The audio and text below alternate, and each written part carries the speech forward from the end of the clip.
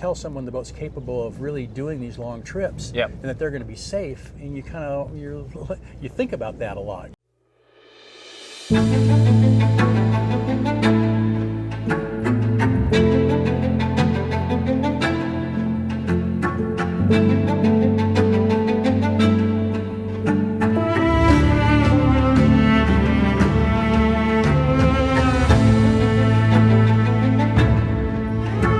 That's the Nordhavn N71. This is Eric Leishman. My name's Dan Jones.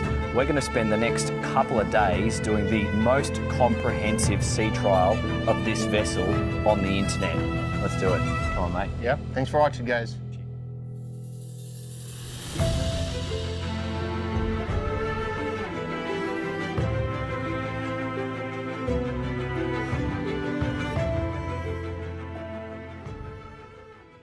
All right, this is the tender deployment first of two. We're practicing with the high field first. This is the car, and the Stabby craft is like the adventure machine. So we suspect this is the daily driver. So we're going to put this one in the water first. Essentially, Jason's going to operate the remote. So that is, as you can see, that's the wireless remote. And then Eric and I are going to control the tender. Then for this one, I'm going to go down the ladder and disconnect. However, we are discussing solutions to that, about a quick release or an extended line, so we don't need to go down the ladder. So if you're in the comments asking about that, we're already thinking about the solutions. Obviously we've hooked it up, and what we discovered on our test deployment, it's important to have this line vertical, because if we have the extension too far aft and the line's not vertical, it wants to send the tender this way, but we've discovered that. And so with two people ready on the lines, and just being careful not to stand in between the two boats, because if it gets a swing on, that's bad for you. So stand aft of it.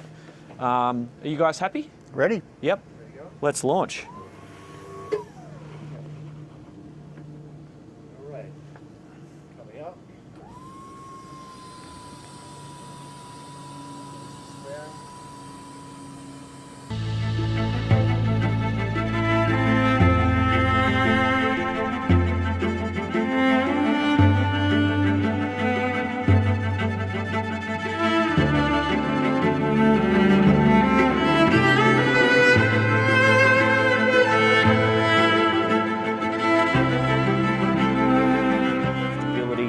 We don't have too much rock on. It's got a lot of stability. We don't have the gyro, or active, not gyro, the active fin 0 speed on at the moment. Okay, so for this current setup, I'm just gonna get a loose secure on the stern line for now. And then we can adjust that, and then I will go down the ladder. The ladder is a folding ladder, so you need to set it up on deck before you deploy it, and it's actually got some pins in here and here, so you don't accidentally push it up in a swell if the tender got underneath it. We did just discover that it could do with some rubber on the bottom, so now I can grab this line and just pull it in a little bit. So once I've got control of this tender, there we go, now I can step on. Now, here's where I want to be careful with this headache ball. I don't just want to drop it and let it swing back into me, so I'm actually just going to ease it into the water. Okay, and that's stopping the swing. Obviously wash it when you stow it. And now I'm looking at the ladder, making sure I'm clearing the ladder. We're releasing the stern line. Eric's got control of the bow line. And now we're just drifting down. So as long as you guys control the bow line, you actually don't even need to. I've already checked bung, fuel, power on, and engine down.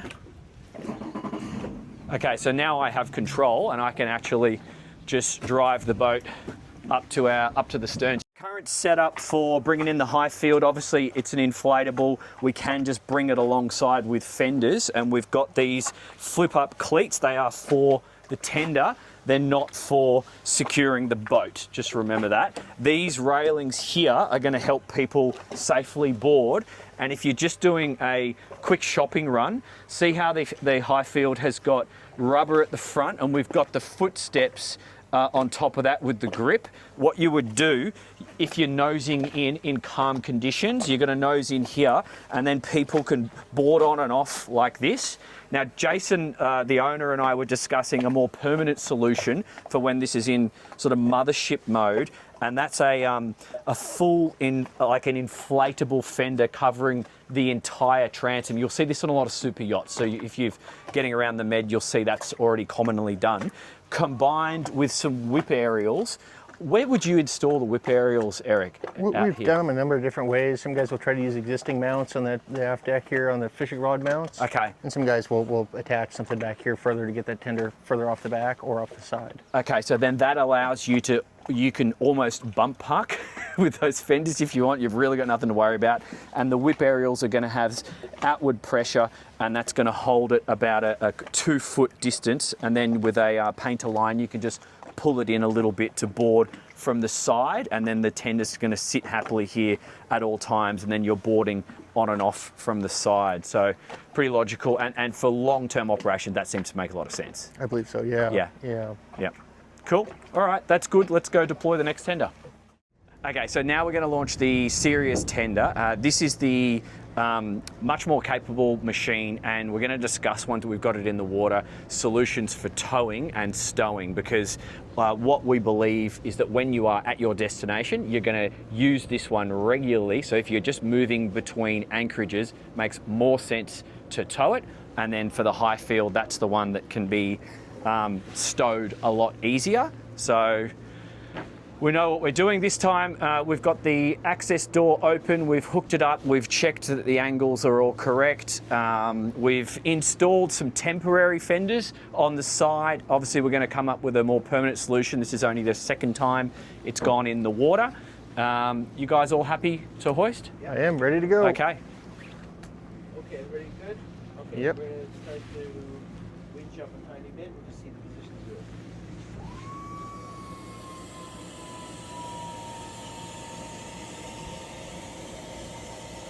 I'm keeping my body away from this area and also away from the outboard side in case of any swing.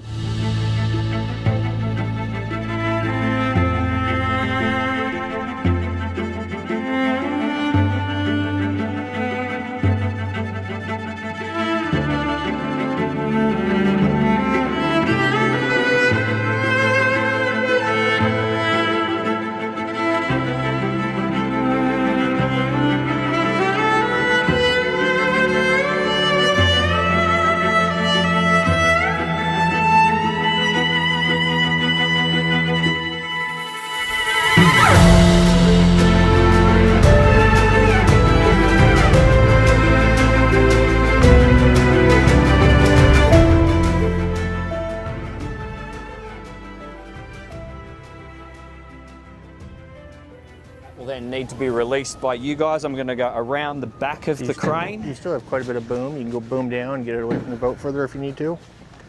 Okay, I'm going to go down the ladder. I'm going to leave my phone here. So now that I'm in position, we can ease the stern line and ease the main line, because we succeeded with leaving this door open, so that wasn't actually a problem because we swung it around. We were just worried about that. Give that some slack on that stern, Jason. This ladder's super sturdy. I can sort of stay here quite happily with these big steps, so I'm not worried at the moment.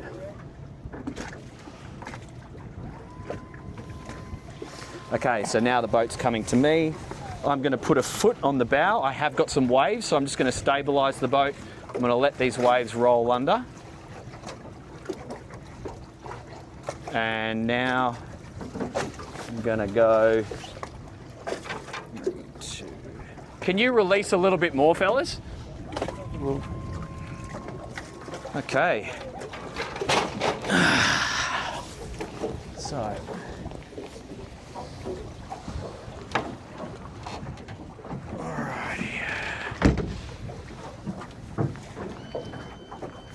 So I'm just focusing on getting the engine started. So now I've got control, and basically I'm going to position myself under the headache ball. When the boys are ready, you can actually, we need to pay a little bit of attention to the bow there. So I can bring the boat around, that's also my responsibility. You can release the headache ball and I will, it's coming down, I'm now watching it. Okay, got it. Straight up, All Jason. yours, clear that it's not going to swing into my head. I've now got control of the boat. You can actually throw those lines to me and I can get us away. Try and throw them into the boat if you can, but don't worry, I've got plenty of time. Good, good. Okay, and I'm reversing away because I didn't want to drive down the side of the boat.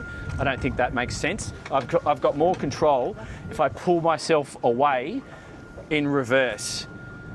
And then once you've cleared the boat, it's then up to you how you want to drive. I can actually now drop my engine fully, so I got full steerage, drive forward, and the most sensible place for boarding and stowing this tender is going to be alongside. We have this starboard boarding door, and once again it's going to be whip aerials, what we discussed before, and two big ball fenders. We believe that's going to be the solution for this boat.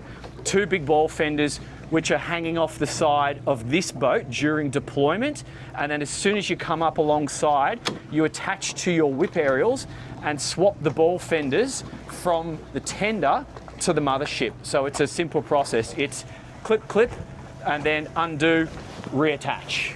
That's it.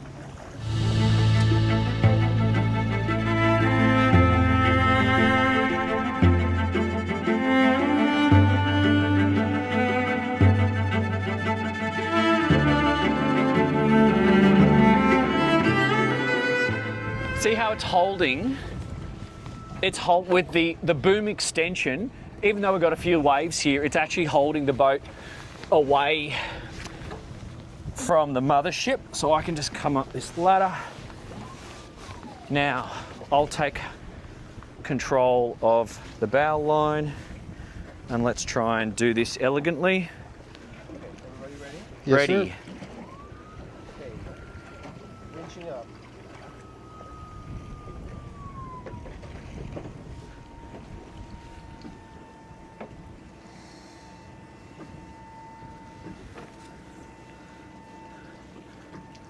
We've got the fin stabilisation on just to assist with some of this wind and waves.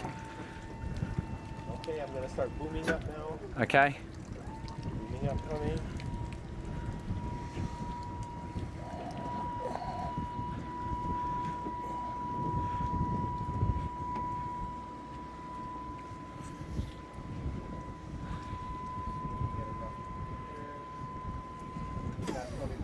Yep, clear. I'm gonna start rotating into the boat. And then we will rotate at the same time. Eric is just coming towards you. Careful of the train.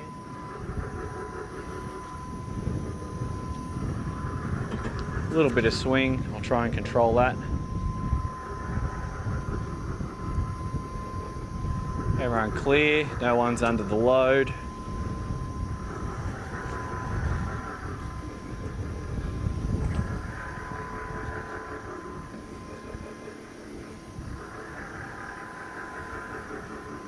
Okay. How are we at the stern there? Okay. Let's drop some altitude on this thing, get it a little lower to deck. Winch down. That's good. I get better control of the stern rail now. Can we swivel? Are we clear at the stern? Yep. Yeah, I'm watching it. Okay, just watch the windshield there. Okay. Thank you. Okay, I'm gonna start to rotate a little more. You'll need to bring the boom across. That's good. Okay, nice and easy. Okay, I'm starting to get on the center line now. I'm on the center line. Okay. Okay, so we're going to You might need to come back a little bit. come back towards, okay, I'm going to move down a little bit. I'm a bit bowed down. Yeah, that's a little bit of the problem with these. Okay. Stop. I think you need to go back. I think we're good. Yeah, so why don't you lift that bow up a little bit, Dan? This I'm bridle worried about the bow here. Bridle needs to be adjusted. No, that's touching. We're good. Okay.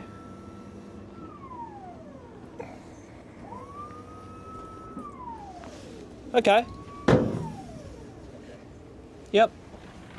Once Good. this thing gets a little more aligned, it's going to be way, Yep. way better. That seemed to work. Probably just a little forward, but let's see. Have that trim them over down. All right. It's always spicy learning in some wind and some waves, isn't it? Okay, I've got this line.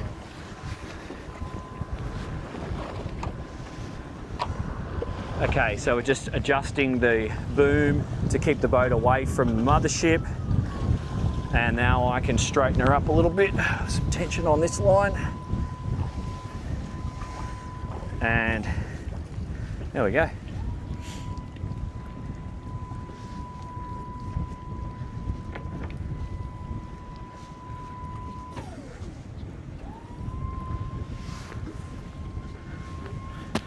So there's a little lesson. Any corners on your tender that are like that windscreen that are around the lifting strops are potential catch points. So that's an easy solution. You just put something to close the gap to stop any lines from catching there. But that's why you do tests like this, to learn lessons like that.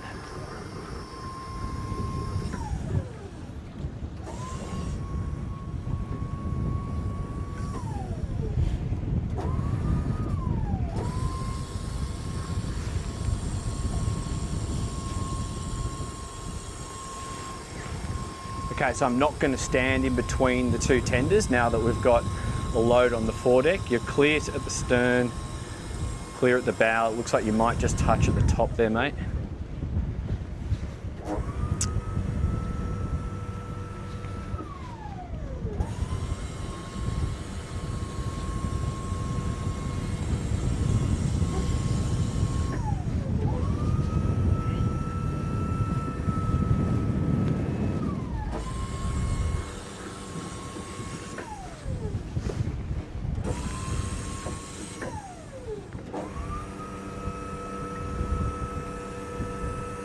Okay, you can come a little bit more to the center line. Here's where I want to be ready on the engine trim if I've set it incorrectly.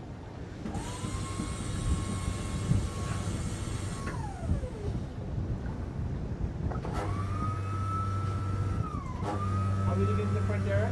Yeah, we're looking good up here.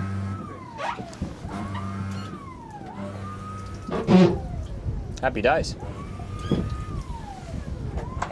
Good job. Bueno. Okay.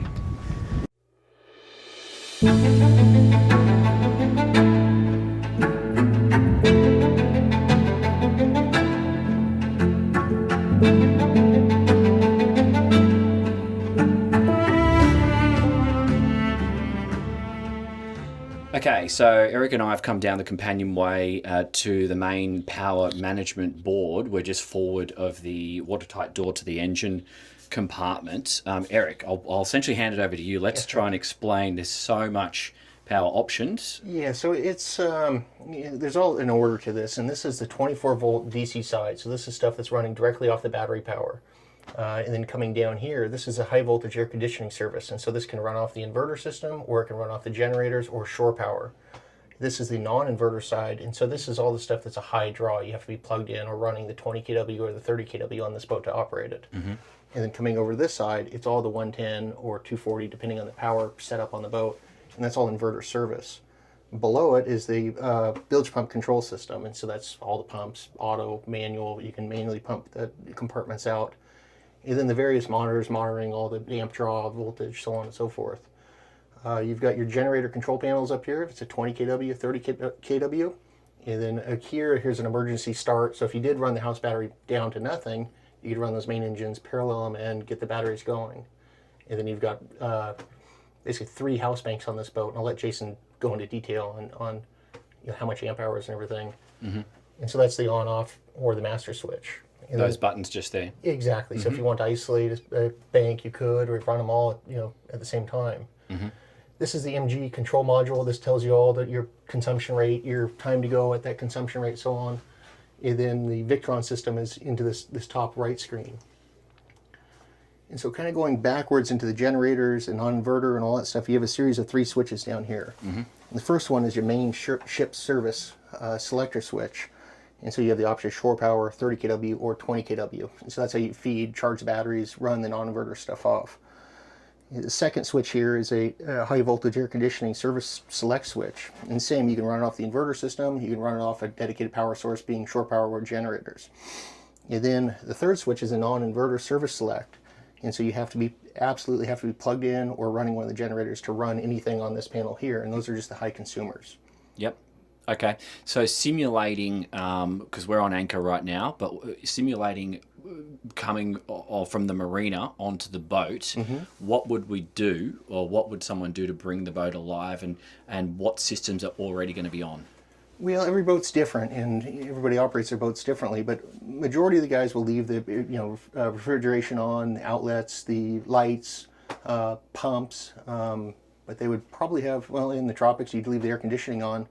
So the panel might look very similar to this when you come onto the boat. Okay, so the shore power would be You'd be put to ship shore. You'd be plugged into the dock. Yes. And more than likely, you'd also be the air conditioning be plugged into the dock. Which means 2 cables are plugged in. 2 cables. So once you've disconnected those 2 cables, retracted them with the Glendennings, and then you've then switched over once you've selected which power source. Exactly. You'd be running a 20 kW or 30 kW, or be running off the alternators, which will provide enough power to run the boat. Yes. In the majority of the systems. And the lithium, which we're going to get to, is quite an interesting system, but we'll go into more detail on that in a second. Perfect. So why don't we go into the engine bay, and let's just have a look at those alternators. How much power are they producing off the engines? These are 190 amps at 24 volts. Okay. And so that's them there. Yeah. And you were just saying every boat comes with an as-built set of electrical drawings, plumbing drawings, systems drawings. And so all the DC, all the AC stuff, everything here is spelled out in that book. Okay. And so if you did have any questions about fuses or locations or anything, everything is laid out pretty nice in that book. And Jason, who I'm going to have a chat to in a second, is already taking this information and building his own custom AI system, which are going to simplify that. And it's really, really fascinating. Primary genset is in that location. Correct. And the secondary genset is through that watertight door in the lazarette. That's correct, port yes. aft. So Jason, I want to hand the microphone over to you because as we were just saying, there's many ways for you to choose how to consume the power and run the boat. How are you going to run the boat?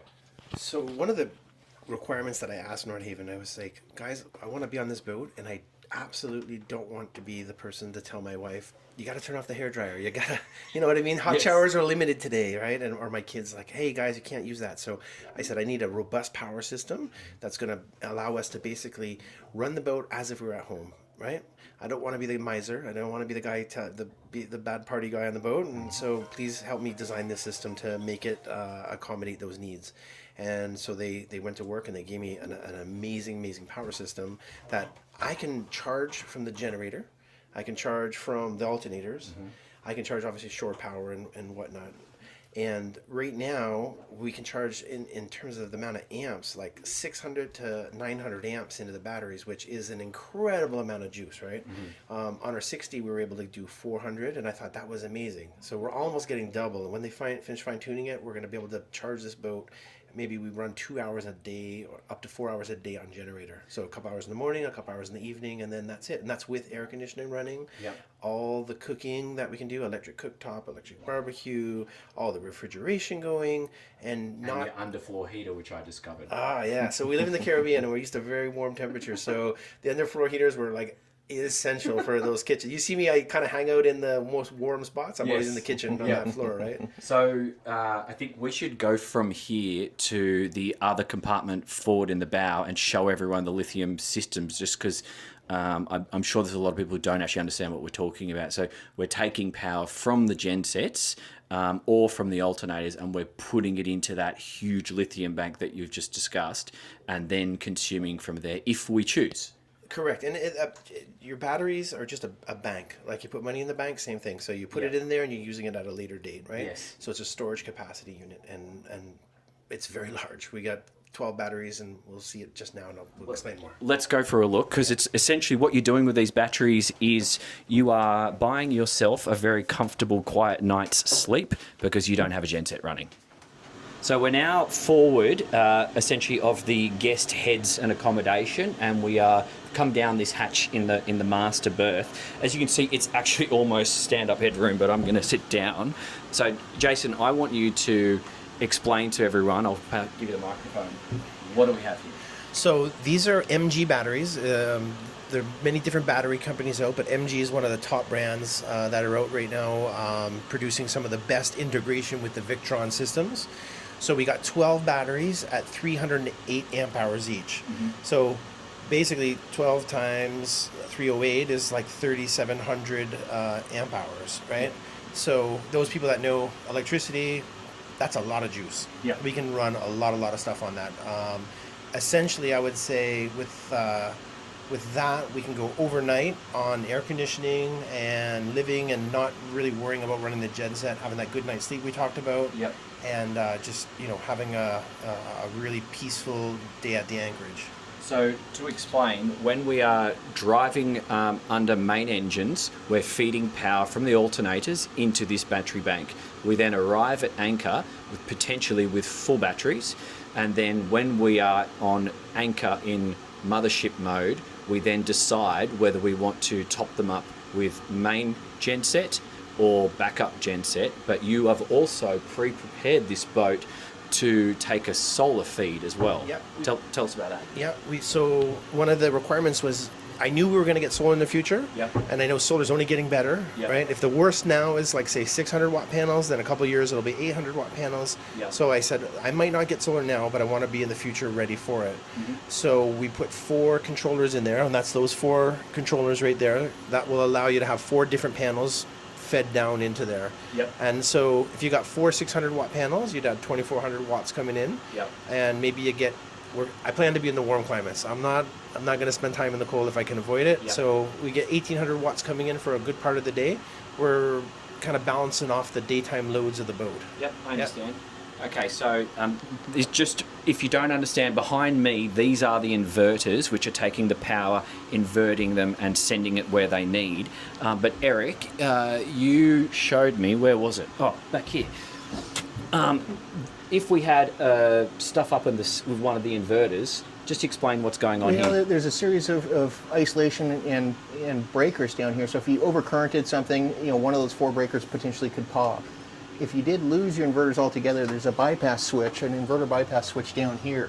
So you could start up a generator and still supply the boat with 120 or 240 or whatever the ship's demands are, being a European power or American power boat. And then on the far bulkhead there's all the main fuses. I mean, anything, if you had an overcurrent or something like that, it would show itself behind that clear Lexan and blow one of those fuses and easily replace. They're opening doors. And so really all your serviceable stuff, all your stuff is down in this central location, being all the power and all the the consumable fuses or resettable breakers, for this inverter battery system. So in terms of power and redundancy, there is a lot of options, because we've got the alternators, we've got genset 1, we've got genset 2, you've also going to potentially have solar power, and we've got shore power, so we have a lot of inputs. There's bunch of different ways to get power to the appliances or the consumers. Yeah. If something did fail, you have other options. Awesome. And that's consistent kind of through all the systems. Thank you very much. Let's move on to the next bit. Perfect. Just to Yes. note, so if you think about this system, this is just another generator. Yeah. This is, so that's 8,000 watts times 4, 32,000 watts. Yeah. That's bigger than the smallest generator, but smallest than the biggest generator. So it's like a third generator, essentially, that we've got built in here. Correct. Yeah. Correct. And the biggest thing, which we noticed last night because we slept on the boat, no noise. Completely quiet, silent. And here's a really big feature. So we're going to travel the world in this boat, or at least that's the hope. And we're going to be in places that don't have U.S. power, right? And so in the old days, used to use these converter systems. They called the Atlas converter was one of them, and maybe there was more, but that was the one I knew. And this Victron system allows us now to basically take power from anywhere with these Skila chargers over here, right? And so the dock power will come into the Skilas, charge the batteries, and then the batteries will feed the inverters, and the inverters will feed the house. Okay. So we've got a built-in Atlas transformer for world cruising, essentially. Yeah. Yeah, all the hertz and all that stuff, it takes care of everything. So it makes it really, really easy for someone to go to some other place who may not have conforming power, like 50 hertz in Europe, and different cycles and hertz and all that kind of thing. So yeah, that's one very big positive advantage of having the system built like this. Awesome. So it's global. Fantastic. On to the next bit. Yep.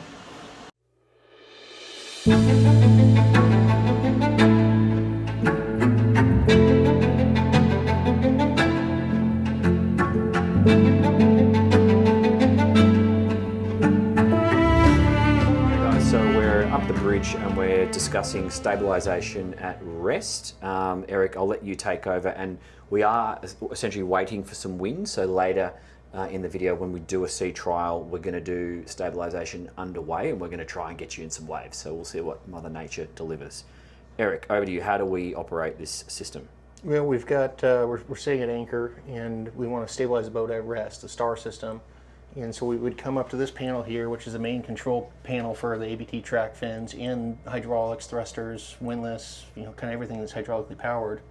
And if you hit select this pump, it gives you three options: the port engine, starboard engine, and then star pump.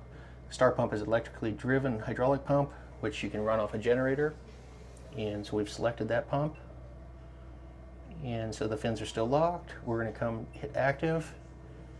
And so now it's stabilizing at rest, and those fins are more active than they would be, underway, just because they're flicking around and stabilizing the boat, on the hook here.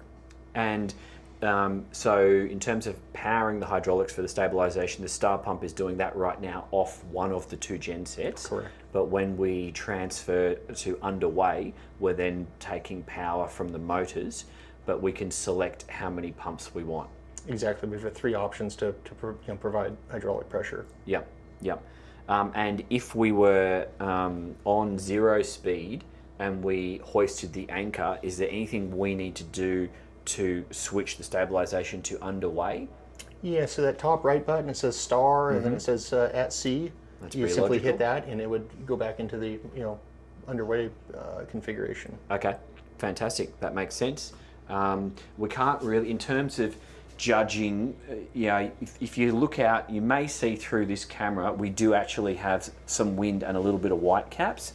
The only thing, or the best way to, I've failed doing this with drones on anchor, but the only thing you can do is really look and take a line of sight through the window, and you can see it's quite stable, but I think it's going to be more obvious when we get out to sea, so we'll do that again later in the video.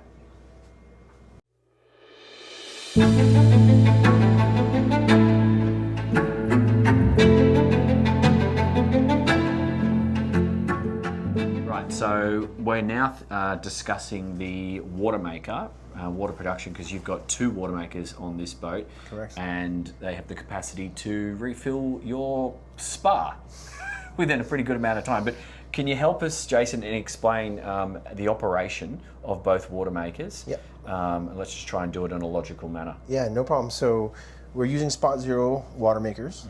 We've got two of them. So we have redundancy, or we have duplication of effort, so we can have twice as much water and we're talking about 100 gallons per hour per water maker, which is very, very fast. You know, like we have a 600 gallons on board for our domestic water. So from like 0 to empty, we could have this whole thing filled up in like 2 to 3 hours kind of thing, you know, and that's very, very, very quick, very quick. And the great thing about this is we can look at the water gauge. We know we need 200 gallons, and we just tell the water maker, hey, give us 200 gallons and then shut off. Do your auto rinse and then get ready for the next time we want to use you. So we don't have to go do any manual anything. As long as everything's working as it is, it's kind of just touch and go. And when you leave the boat, my understanding is that it does a back flush, so you don't have to pickle the thing. Correct. It's got an auto flush timer, and it says every 7 days or whatever threshold you set it to, but I think by default 7 days. Yep. And it will go flush the system with fresh water, keep the membranes all nice and happy, get rid of any, you know, build up for the week, and then rinse and repeat, we're ready to go again. Okay. Yeah. So we've got the genset running, we have power. Can we just look at the screen and do a super quick demonstration? Yeah, so come on in. Okay, so we're just gonna hit start. And there it's going now. Now it does a flush, a prime, a purge, opens the valves automatically, test the product, and once it's happy, it senses by the parts per million, then it starts to go into full operation. So we'll see this thing here. Now it's going through a little flush cycle. Yep. And so basically, now that this is activated, you can walk away and do something else because it's going to switch off when it's done with the 110 gallons. Correct. Perfect. That's it. Yeah. And we'll see this thing, it'll tell you the target and the actual. So it's around like 2 gallons a minute or gallon and a half a minute that it ends up producing. And you have a little variation to tune it depending on, you know, maybe you're in an area that has higher salinity. These are all things that affect the water maker, right? For sure. Yeah. Okay. Yep. Like if you're up north, like northern Canada or Alaska, your water production will be faster because the saline level is lower. Okay. So it'll actually make water quicker. Where if you're down in like say the Dead Sea or something like that, where it's Yeah. heavily salty, you're Super probably like, salty. yeah, really. It's going to be working hard. Yeah, it's going to really working hard. So. Yep. And then you're going to need to change your filters more often. Yeah, it's quite possible. Yeah. Yeah, for Okay. sure. Cool. Thanks, mate. Yeah. Thank you.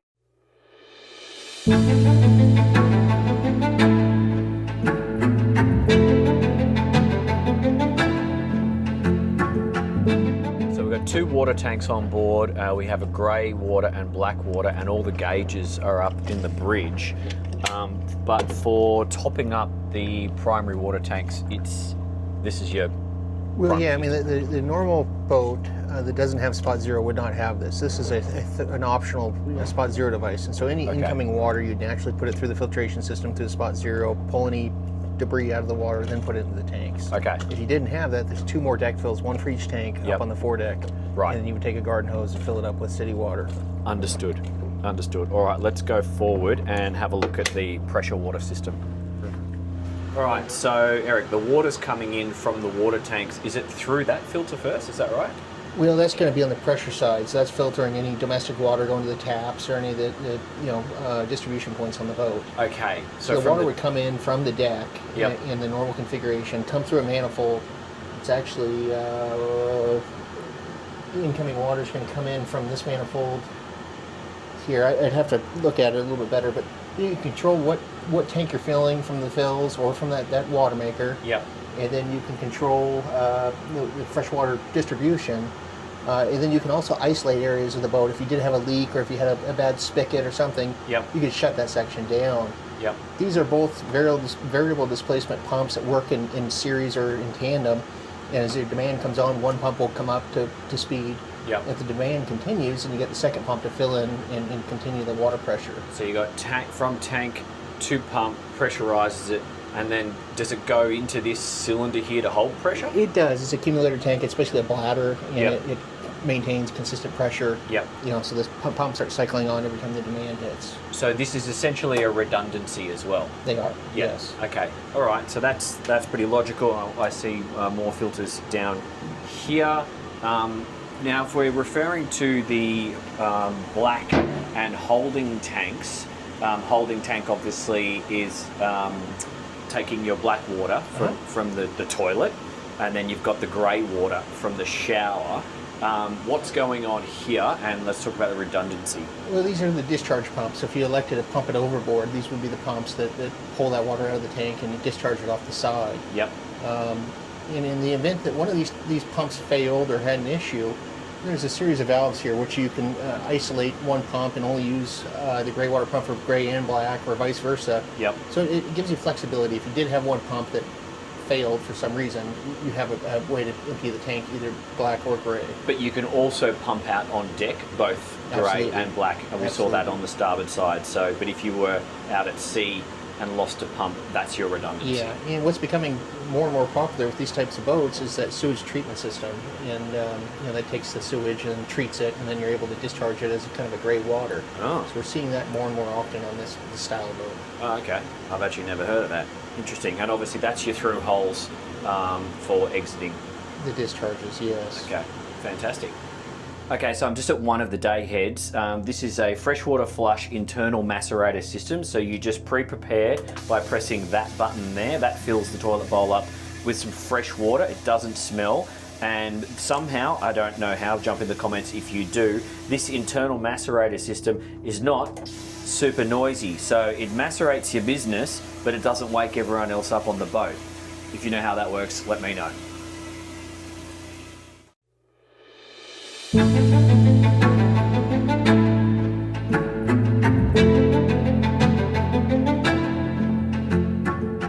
Climate control, this is a big topic, I think, because there's so much to talk about. I think it all inherently starts with design as well, because we've got pretty heavily insulated bulkheads. The actual structure of the boat, when we talk about the glass, is stopping heat load or potentially cold from penetrating into the boat. Yeah. And I also notice, because I'm often in tropical places, the overhang and the amount of shade that we have all the way up to the flybridge is excessive, which we need for sun protection. Absolutely. And then stopping heat load on the glass, because if I have glass directly exposed to the sun, it heats up super quick. Yep. I noticed that in Thailand. So the design is stopping a lot of that already, but then we've got multiple options when it comes to inside the boat. If we look at the master cabin forward, you can literally just open the windows and have natural air. What's the that next option where you press the button and bring air in from? So it's called makeup air. We call it makeup air, and it's basically a series of blowers that blow fresh air in from the exterior into the lower cabins, into the forward cabin, into any areas that might not have good airflow. If the hatches are all closed and windows are closed. Yep. And so in nasty weather, if it's cool out and you still want to get some air, fresh air into the boat, you can run that makeup air. Yep. In mild conditions, you run that makeup air and just get fresh air through the boat. So everyone's got that button in your cabin, and you can just decide whether you want it on or off. So next things, let's just say we're in a hot climate, we can revert to the air conditioning if we want.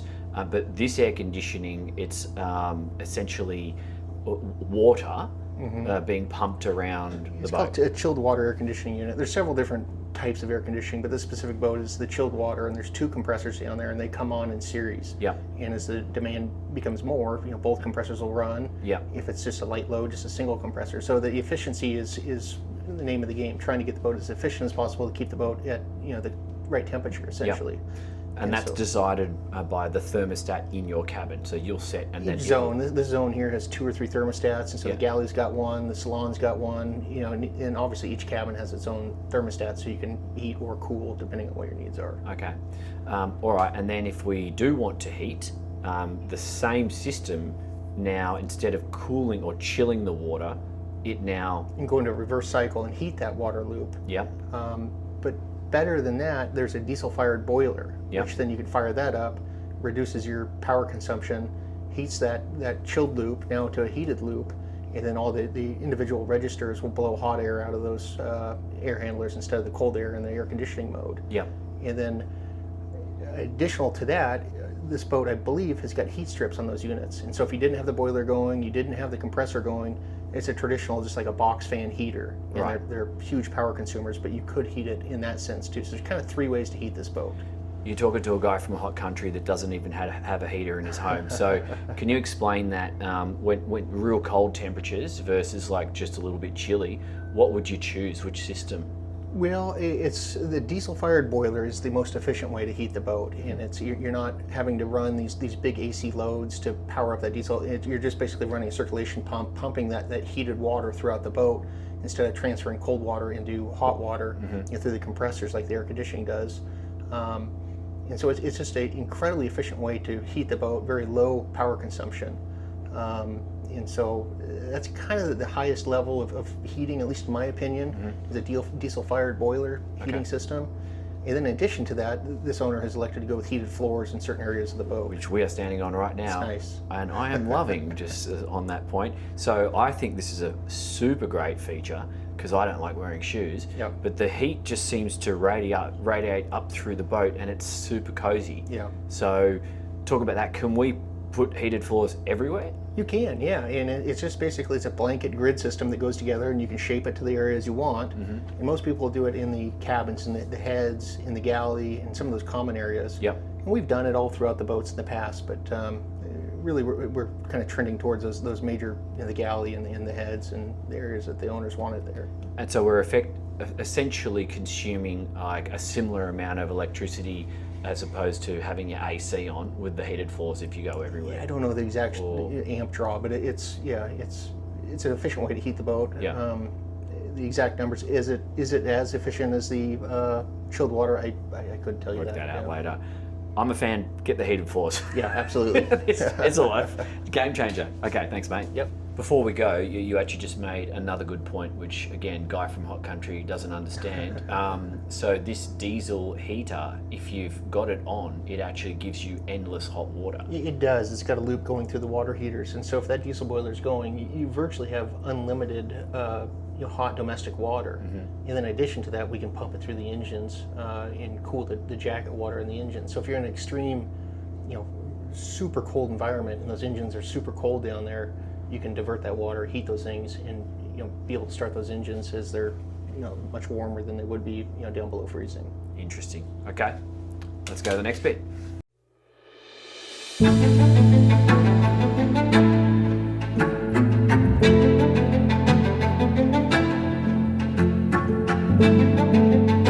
Communications on this boat and most boats these days, we actually have Starlink, so we can operate it as a full-on remote office if necessary. And just to show you, I've just done an internet speed test just here, and we've all got our devices plugged in and we're not having any issues working remotely. So that's basically taking over a lot of like traditional comms via the satellite domes. We also have VHF on this boat, obviously, but this particular boat hasn't been fitted with HF. That's up to you.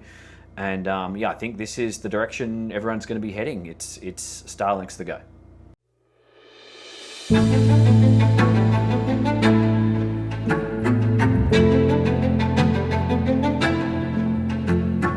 Okay, mate. So Barbie operation. Apparently, this one runs off the inverter. Yeah, pretty much everything runs off the inverter, and it's a simple on-off switch, and you adjust the temperature there. It's an electric barbecue, and they're fantastic. That's it, guys. Literally on, and then you can cycle between whether you want centigrade or Fahrenheit, and then up, down. It's not much to it. Okay, galley operation. It's worth saying that this is a massive air extraction, and that goes external. So that's taking the air out of the galley. This is a microwave. I've never seen one of these ones before, and it doesn't have the spinny thing, but apparently that works. Look, you just press this button here, and then that's just normal microwave buttons that like you'd see on a traditional one. Here's the settings for the oven and the temperature, just here. Obviously electric, so running off the gen set, and then the cooktop. For those of you that don't know, these fiddles are adjustable for the size of your pans, and then you can redeploy them on either side depending where you are. But we've got medium burners, small and large just here, and just pay attention to the size of this air extraction so you're not going to have any dramas there, but that's all straightforward, I think. And all this stuff can run off the inverters, off the battery bank. Last night we had 3 burners going, the oven going, and the barbecue, which are all electric. And we ran all off the inverters and the battery power. Yeah. And so there's no reason to start a genset to run any of the appliances. Awesome.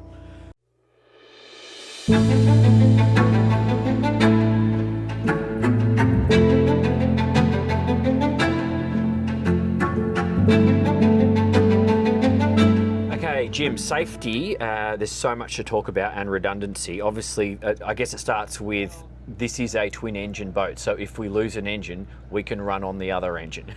So that's point one. We've also got multiple tenders on the bow, so if you for some reason lost both engines, you can then get in the tender, potentially tow the boat would be an option.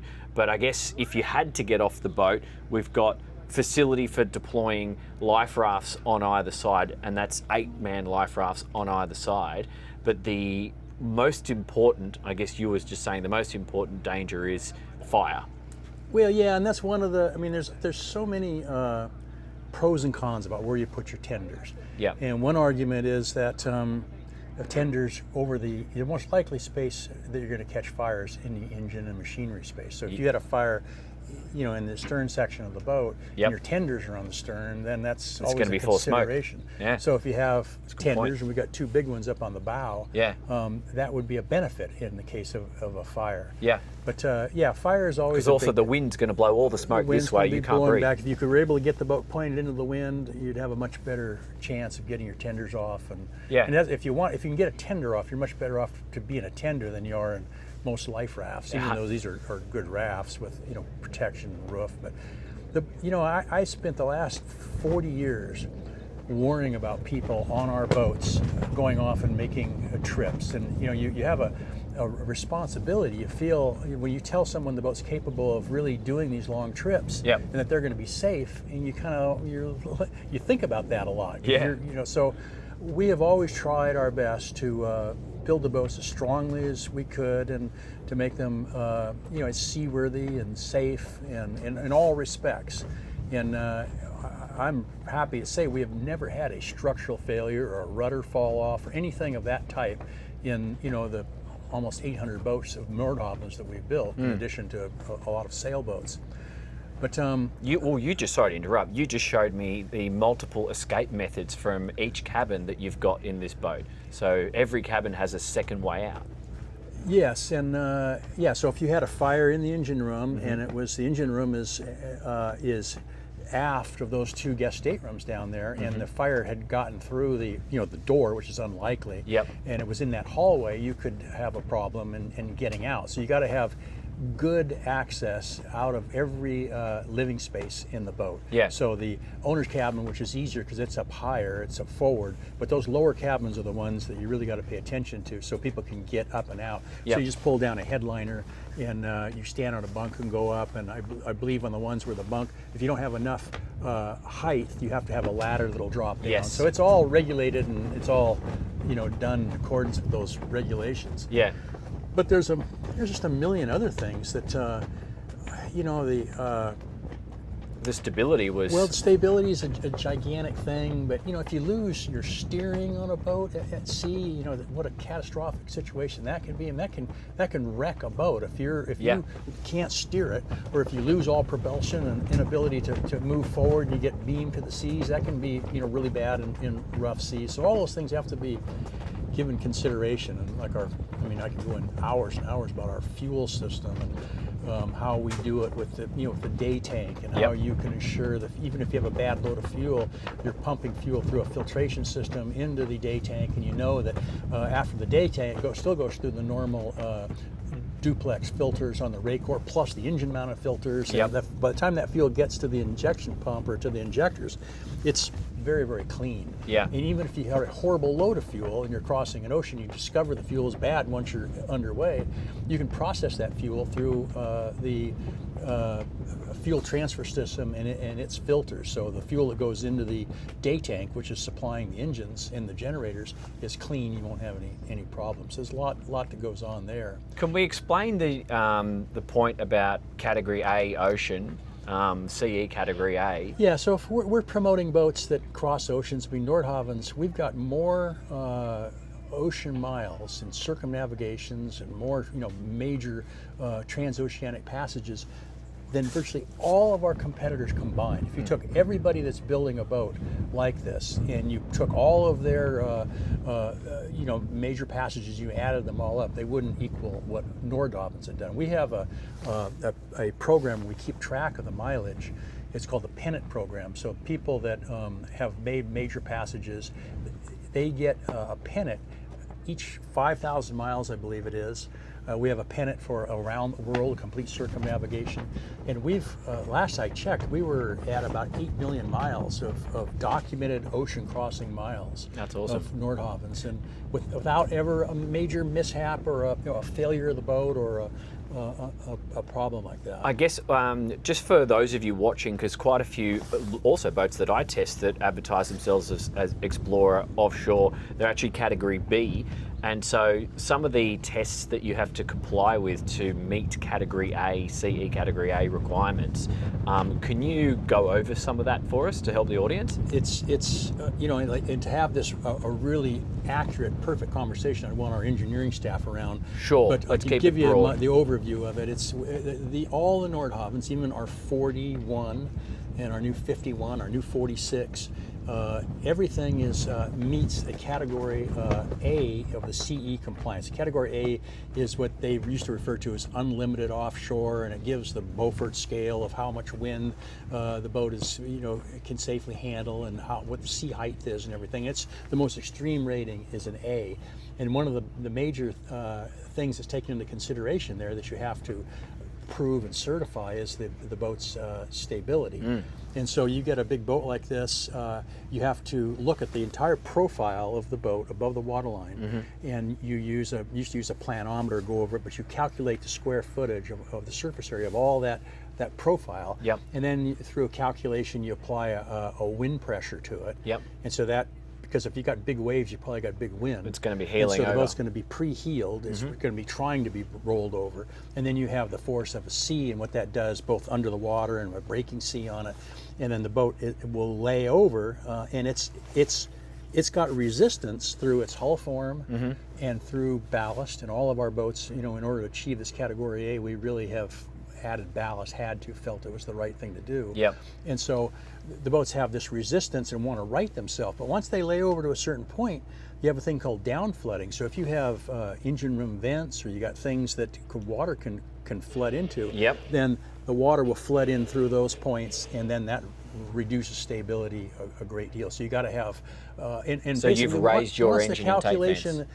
quits, it takes it to a level of down flooding, and then it doesn't really go any further because you're in trouble. So Yeah. it doesn't, and it's not that accurate, because any situation where you would really roll over to a point where you would down flood, you're not going to stay there for a long time. You're going to pop back up. ballast is going to send it back But they up. don't look at that. They just figure if you're laid over that far, you're going to be down flooding, and then, you know, you got a big problem. So it has to meet all this criteria, and we have to build the boat, and we have to calculate through our weight studies what all the weights of all the material everywhere in the boat's going to be, and then it's gigantic document, like an Excel spreadsheet that goes on forever, of all the weights and where they're located in the boat. So you have the height of the weight, what the weight is, and how that all affects the vertical center of gravity of the entire boat. Yep. So you say, okay, well, the vertical center of gravity is going to be in this location, and that's going to give us a good stable boat, and everything's going to be great. But you can't get that exact. You never know exactly where it's going to be. So you have to prove to the certification through CE, their compliance people, that your vertical center of gravity is where you say it is. And the only way to do that is through an inclining experiment. So you take the finished boat, and you have to incline it through a weight system and a pendulum, and then through a mathematical process, you can then determine exactly where that vertical center of gravity is. Yep.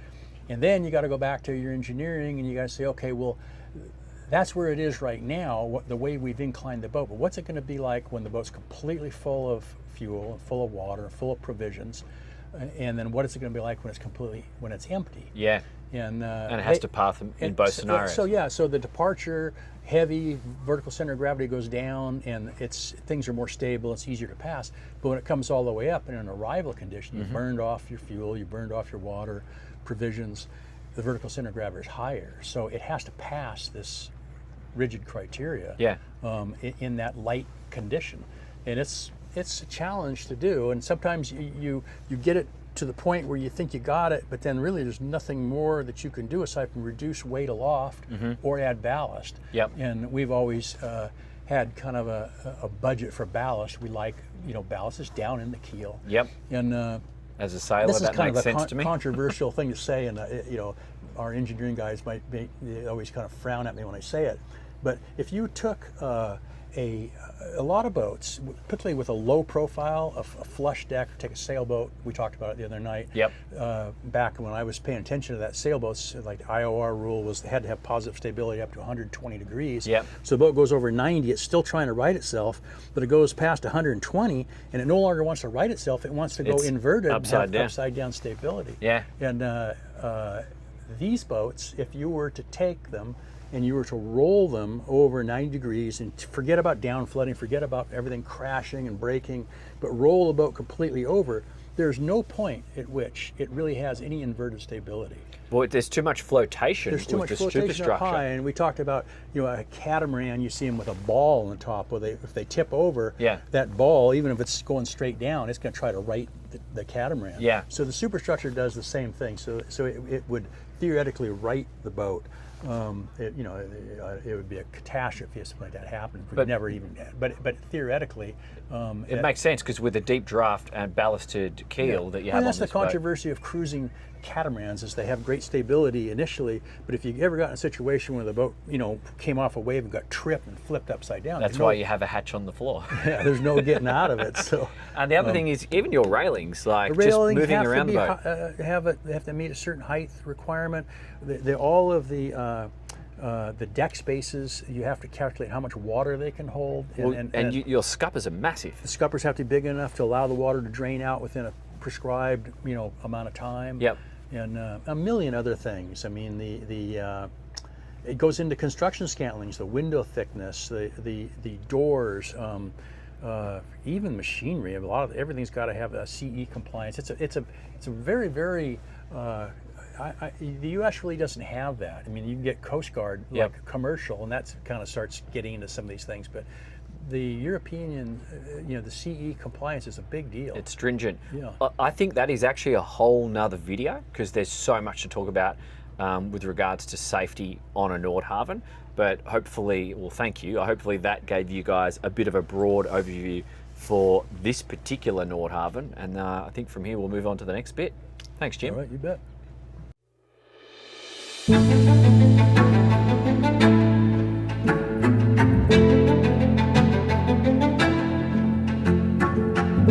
Okay, we're about to go in and do an engine room check before our startup, but it's worth pointing out, so this is access to one of the fuel tanks, but essentially not just fuel, every tank on the boat has this sort of... That's correct, yeah. The black, the gray, the freshwater, and all the fuel tanks have access and through the top or through the side. So you could go in there, remove baffles, and get all the way forward, all the way aft. Every corner of the tank you could go in there and inspect or clean out. Yeah, so it's pretty special. That's basically a man hatch. You until you get in there and clean it if you had to.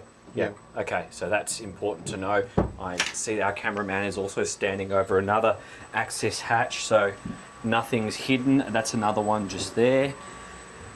And so you have a total of 4 main storage tanks on the boat. There's 2 belly tanks and 2 saddle tanks in the back here. And then everything is gravity fed from those tanks, and you can run it through a pump. There's 2 fuel pumps back here. Anytime you're moving that fuel, you're running it through a Raycor, a big tall Raycor with a paper element. You can choose the micron filtration. Some guys go 2, some guys goes 10. And that's kind of owner discretion on that. And then you come up to this manifold, and this allows you to pick where you're pulling fuel from, and then you pick from the forward tank through the fuel pump, from the fuel pump, and then to your destination tank. And so you can pull fuel out of one tank, run it through the filter system, polish it, scrub it, clean it, get any water, any debris out of it, return it to that same tank, or you can pump it back to a supply tank or to one of the other storage tanks that you can draw and return off. But primarily these guys are going to run off the supply tank. It's a dedicated tank. It's a 300-gallon tank. Both the main engines, generators, all the consumers would run off that tank and then also return back to that tank. Some guys will gravity feed into this tank. Some guys will pump fuel in there and ensure that it's all polished, clean fuel. But you have a huge ability to manage the fuel in this boat, or not manage at all. You can open up the valves, everything gravity feeds in, and there's virtually 0 unusable fuel in these boats. Because all these tanks are fiberglass and they're gravity fed from the bottom of the tank. You can see all the filters down here. This is for the main engine on the port side. This is for the 30 kW, for the 20 kW, and then that Cabola heater that we were talking about, consumes fuel and goes through a filter. And then behind us on the starboard side is a separate duplex filter for that starboard engine. And these duplexes are nice because if you start clogging one filter, there's a gauge on it.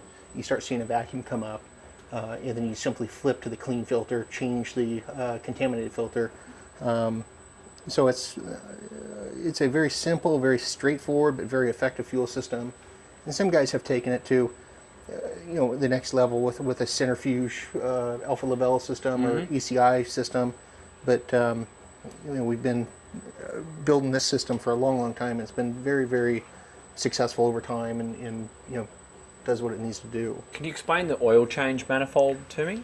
Yeah. So on this lower manifold here is oil change pump and manifold, and so the main engine, the transmission on both sides, starboard and port, both generators, everything come into this manifold. So you can extract oil out of it, used oil, and then you can pump clean oil into it, or you can pour clean oil into it. And there's guys will say that you got to pour it in and not contaminate the lines by backfeeding contaminated lines. So there's several ways to do it, but you can get oil out. You can pump it into a bucket. Some boats will have a new tank and a used oil tank, and so you can simply draw new oil out of the new tank and discharge the old oil into a used tank, and then pump it out at a dock or a fuel dock that has the resources to pump the used oil out. Everything is redundant. So there's two fuel transfer pumps. If one failed, you have a completely separate system that you can fall back on. Oil change pump is his individual system. Just everything has got a fail safe. Everything has got a second way to move fuel, or to, from the steering to generators to air conditioning to everything has got to be duplicated, all the mission critical systems. Redundancies. Yeah. Okay, so now that we've discussed that, if we're just doing a pre-startup check, it's worth pointing out we've actually, we can see under the motors with lights. You had a switch somewhere before, so we can see if there's any oil leaks below the engines themselves.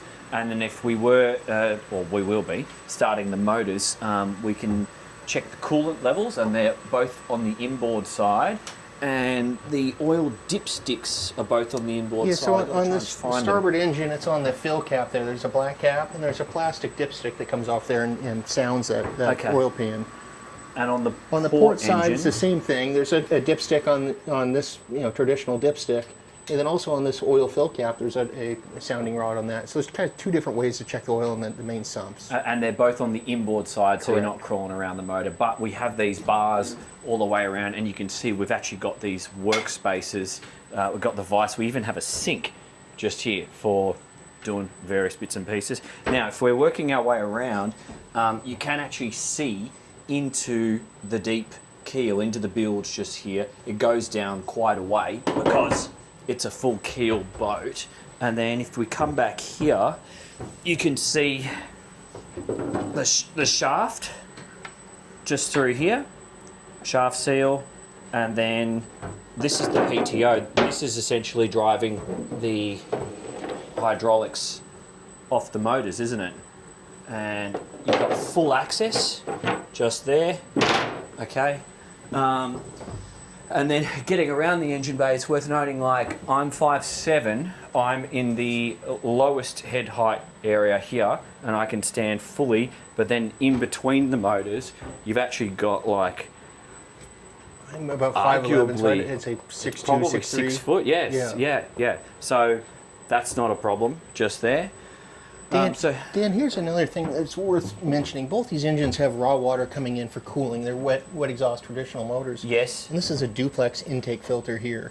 And so there's a basket on each side. You're selecting off the outboard side there. So again, if you clog that side of the filter, you have the clean, brand new filter on that side that you could switch over and draw in raw water through. Literally switch it with this handle here. Exactly. Okay, interesting. And then this pump here is a pacer pump. It's a hydraulically driven bilge pump, emergency bilge pump. Okay. It's 180 gallons per minute at the pump, so by the time you run it through tubing, it's significantly less. Yep. But in the event that you had to get a lot of water out of here, Yep. that's a pretty high flow pump to get water out of this area. Yeah, awesome. I note that we've got fire suppression, fireboy system in here, and as Jim already told us, that that will actually shut down. Shut down the blowers and Yep. the engines and anything that might be a source of fire or feeding the fire. Yeah, so there'll be no ventilation coming in here. No and that thing ventilation. will extinguish the flames and then you can go bypass that and start the engines back up as you figure out what's going on. So guys, we are all the way in the forward section of the boat. This is the bulbous bow, and I'm just using my phone for you to see. This is a watertight hatch, which I've just opened. It's a manhole, so you can definitely get in here, and you can actually see the thruster up in the bow, and I'll try and show you guys later back at the office the thickness of the fiberglass in this part of the boat.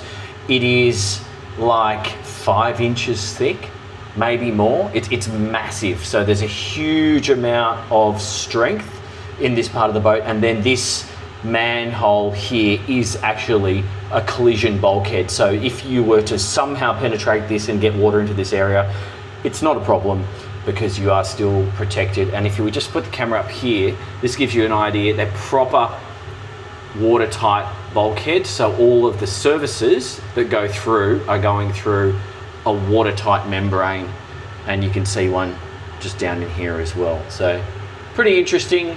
If you're claustrophobic, probably not for you, but I find this interesting, so hopefully that was useful.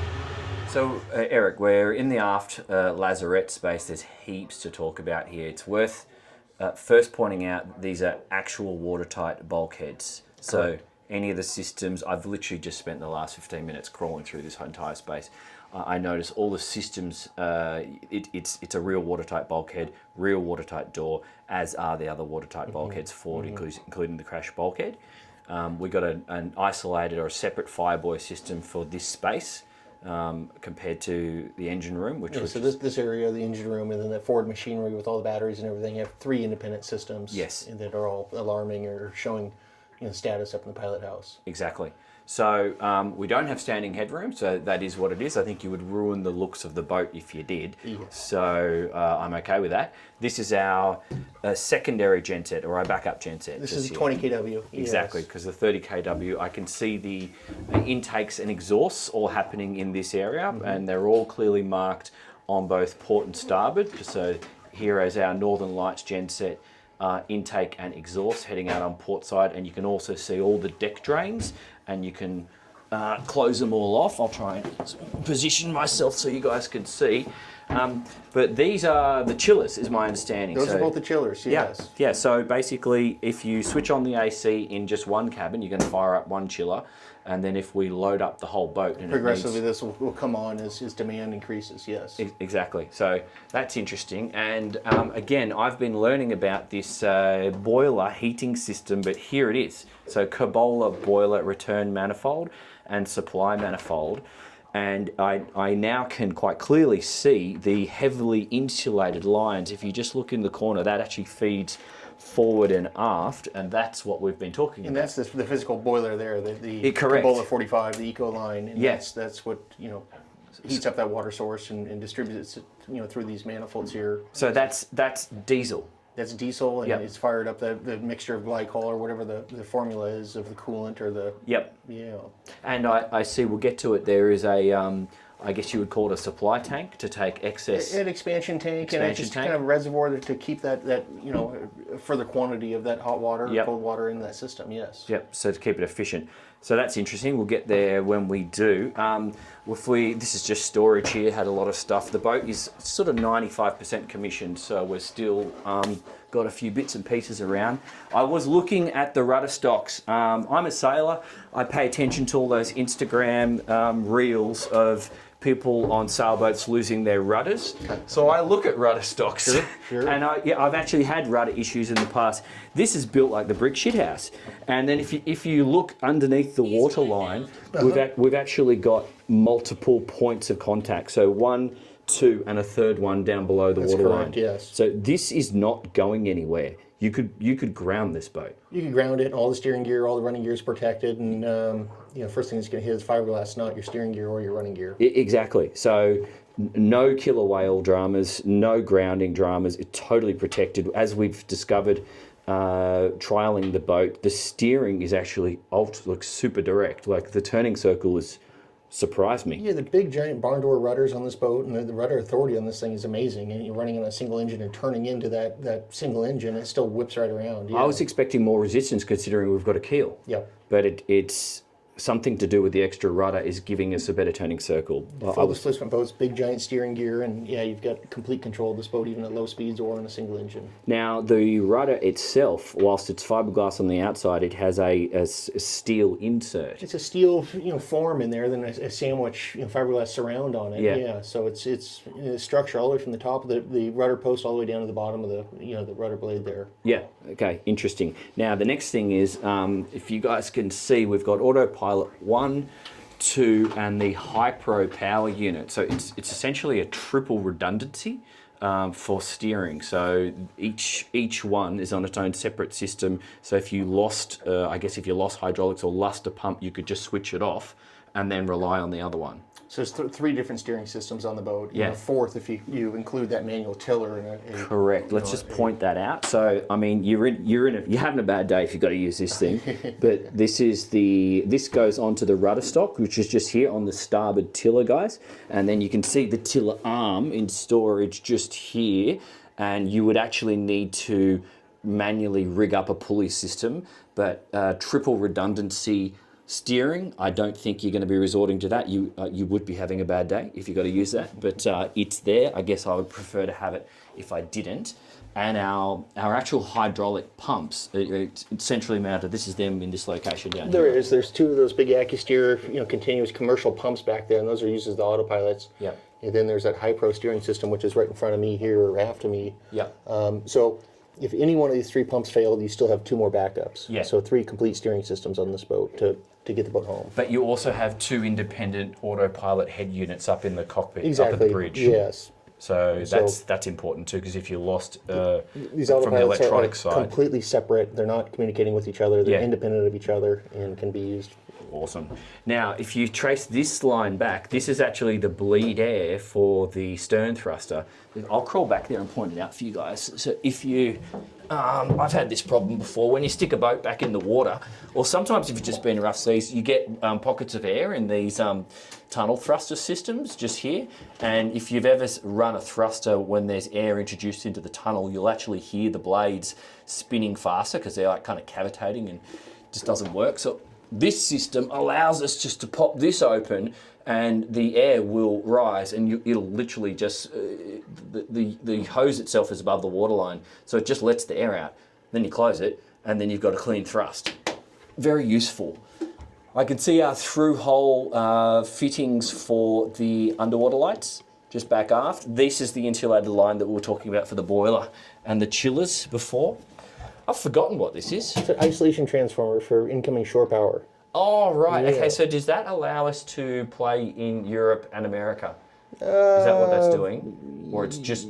Yes, I mean, you would be running, as we discussed earlier in the video, you would be running through the chargers and running 50 hertz or 40 hertz or 70 hertz on this boat. Okay. Through the chargers, but it isolates it from the dock and... Okay. I understand, and right next to me, actually, just behind me, if you get the camera over, these are the Glendenning systems. So this is going to coil the shore power cable. It electrically retracts. You just press a button, and one of them is for the house system, and the other one is for the AC, if you want to run it just off the shore power. And centrally mounted here, this is our twin water maker system just here. So this is what Jason was telling us when we were up on the bridge, because we've got a repeater of these systems here, literally just water maker 1, water maker 2, just there, and you can see individual filters. And on this side is that spot zero system that we discussed, and it's tied in both those water makers. Any of the incoming, freshwater, dock water, city water. Yes. You could run it through this spot zero system, which is pretty special. Yeah. Okay. So it makes it drinkable, but it's more useful for washing your boat down, right? It is. It just strips any of the calcium deposits, any minerals or anything in that water, strips it out. Yep. Provides the boat with clean water. Yep. And then from there you can do as you please. But washing the boat, showering in this super clean water, it's a big difference from taking on city water for some dodgy marina or something. It ensures that the boat has always quality fresh water aboard. You know what? On all my travels filming for this channel, I've actually started to notice the difference in water quality. Some places it smells like the water smells like chlorine, or it's completely different when you get on a plane and go from one country to the next. No water is the same. So yeah, that's interesting. This will give the boat consistent water no matter what the incoming water is. Yeah. Okay, that's good. Everything's accessible. I've been lifting up all of these floor panels. You can see pumps for the water makers. So nothing is hidden or going to be inaccessible from a maintenance perspective. And then a lot of this is just getting into the bilge. And then if we have a look on this side, we're now on the starboard side. So this is this is holding the hot water from the boiler, just giving us the reserve. But these two hot water systems here are for the vessel.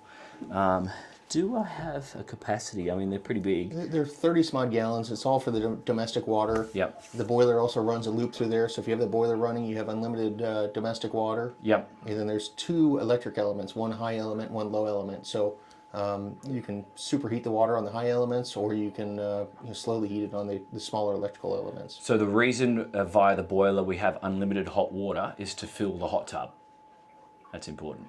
Yeah. This is a channel of first world problems. It sure is. And then Dan, above there is a hot water circulating pump, and so this boat's always circulating hot water through all the taps and everything, so you're not waiting to bleed all the cold water out of the lines to get hot water out of the tap. So you don't have to do that. No, so it's I constantly wonder why my got shower came on hot water so a quickly. closed loop of hot water going around, so you're not wasting a bunch of water trying to get hot water to a... Yeah. Huh.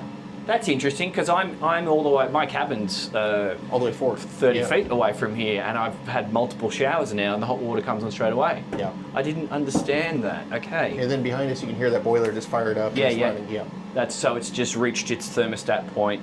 And so I can see here is the exhaust for the 30 kV. What am I trying to say? The big gen set. That's the exhaust just there, and that's the intake, 30 kW is what I was trying to say, for the gen set. And then we can see more of the deck drain outlets, same as we saw on the port side over here. And that's probably it in terms of detail. The other thing worth noting, plenty of space, like those boxes you're sitting on right now, I'd be keeping plenty of spares in those. Sure. But you could get, if you stack them, 10 boxes or more in here and still have space to transit from here to the watertight door to get into the engine bay. What's real popular down here too is those foldable electric bikes. Yes. And they've got a basket on them. They can pull them out of Lazarette, dispatch them, go to the store, get groceries, provisions, come back with the basket bikes, and fold them up, put them in a canvas bag, and slide them down here. So I mean, you could even have a little holder and have a plug to charge them. Oh sure. Down here. Yeah. Or you know what? I'm not sure if I'd want to charge cheap electric bike batteries down here. No, you probably want to bring them up on deck. The batteries can come out of the frame of them, and you can charge them in a more controlled just environment. store them down here, charge them somewhere open. Or unless they're high quality, I don't want to get some electric bike from China and put it down here. That sounds risky. One thing that is showing, it's kind of glaring at me, is this strap, this bonding strap. And so there's a copper strap that goes around the entire perimeter of the boat. Behind here? Yeah, see the green wires coming off I hit that with some fenders. Let's just show everyone. This one here. Correct, yeah. And so all those wires are going to all the alloys, the through holes, anything that needs to be tied into the bonding system. Yep. And those are all connected to external zincs and whatnot. So every piece of metallic through holes, shafts, engines, everything is in the bonding system. To protect it's against an electrolysis. easy short run to jump off that big, essentially bus bar that goes around the entire boat. Yeah. Awesome. Very sensible. Mate, that's super interesting. Okay. Thank you very much, mate. Let's move on to the next section.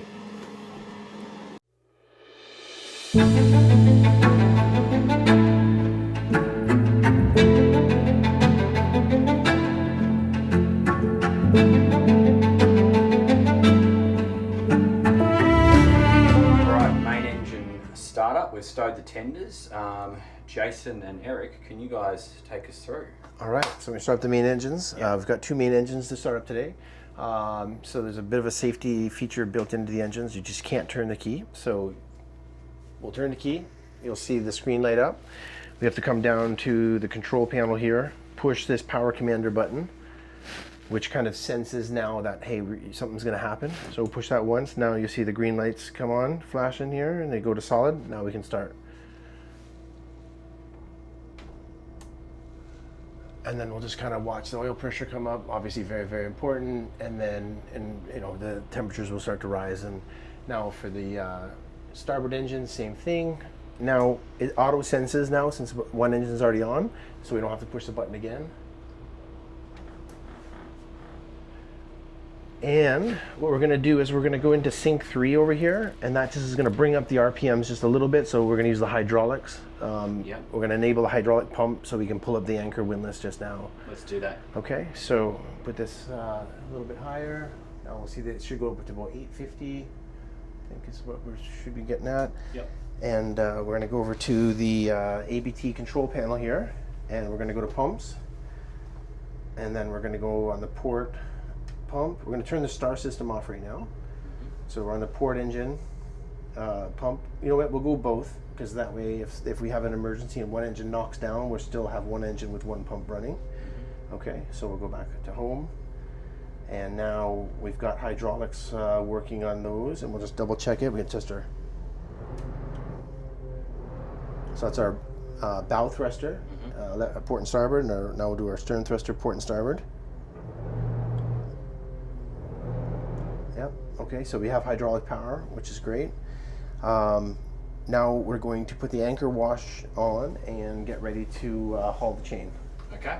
All right, so it's really simple. We got an emergency bilge pump and our anchor wash pump here. Two very easy systems to deal with. Just push the button. Once you have hydraulic power, it will come on. Anchor wash pump. Yeah, so we put that on, and we should start to hear that pump kick in, and we'll hear kind of a whine noise, and there should be water spraying out the front at a kind of higher fire hose kind of speed. Okay. It's a serious pump. Oh, okay, you hear it just come on I now. hear it. And now, like if this was, you know, the kids were going by in the dinghy right now, I'd They're be gonna get hosed. Yeah, so I tell my son, hey, just go check the anchor for me and see what's going on. And I'd do, Dad! All right, so now we got that. That should be spraying down, and we can kind of haul the chain if we're ready. I The think. next thing is we have that chain lock on that chain, so we'll go up there and pull that claw out, and then we're free to lift that. Okay. That chain up. Okay. Yeah. Okay, fair enough. And that big spray will spray any debris off that chain, or hopefully spray any debris or mud or sand off that chain, and it should come up clean. I'll go forward, release the lock, and then we'll start. I'll give you a direction on the chain as well whilst we hoist. Perfect. Done.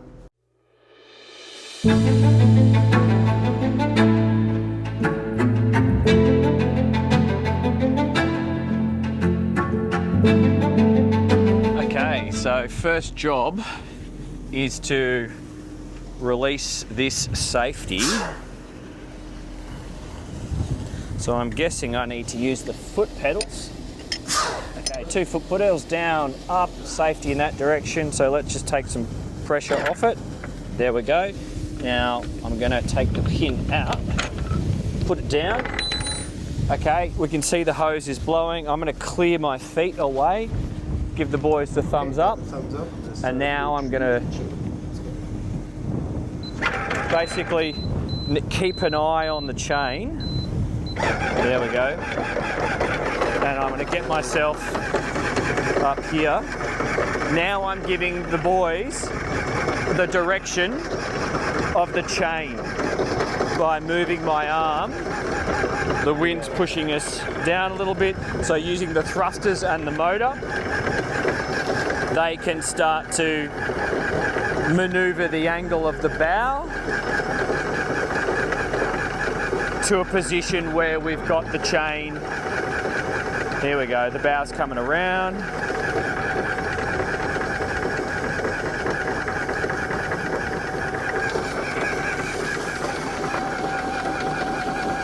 So I'm just trying to match my arm to the angle of the chain, which then gives the boys some information back at the bridge. And as you can see, the chain is now coming to meet the anchor wash. So when the chain eventually does come up dirty, now the anchor wash is perfectly positioned to wash it. That's good. And the boys are doing a really good job driving here. And we just continue this process until it's stowed. I'm going to watch the anchor when it's coming up. I want to know if it's coming up backwards or not. We'll just pay close attention. When it does exit the waterline, I'm going to step back. I don't want to be in this vicinity in case it bounces up. It's a big heavy thing. And I'm just looking to either side of the chain wash, and I'm very careful not to put my feet anywhere near this chain or the windlass, because if you did and you got caught, you'd rip your foot off.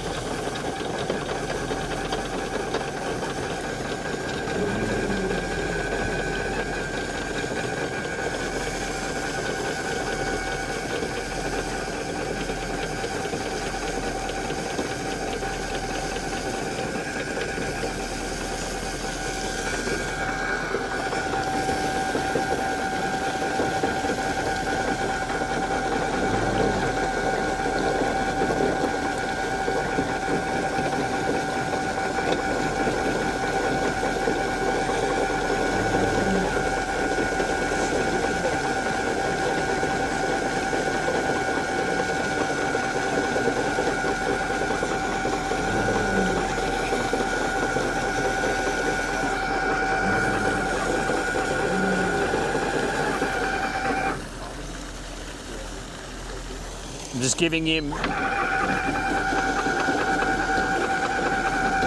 and stepping back.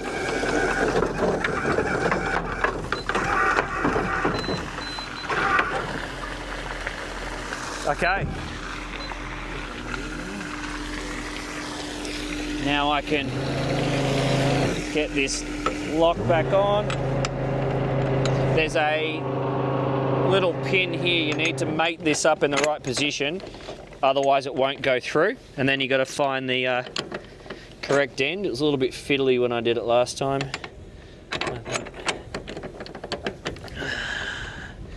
Try the other end just in case I'm doing it wrong.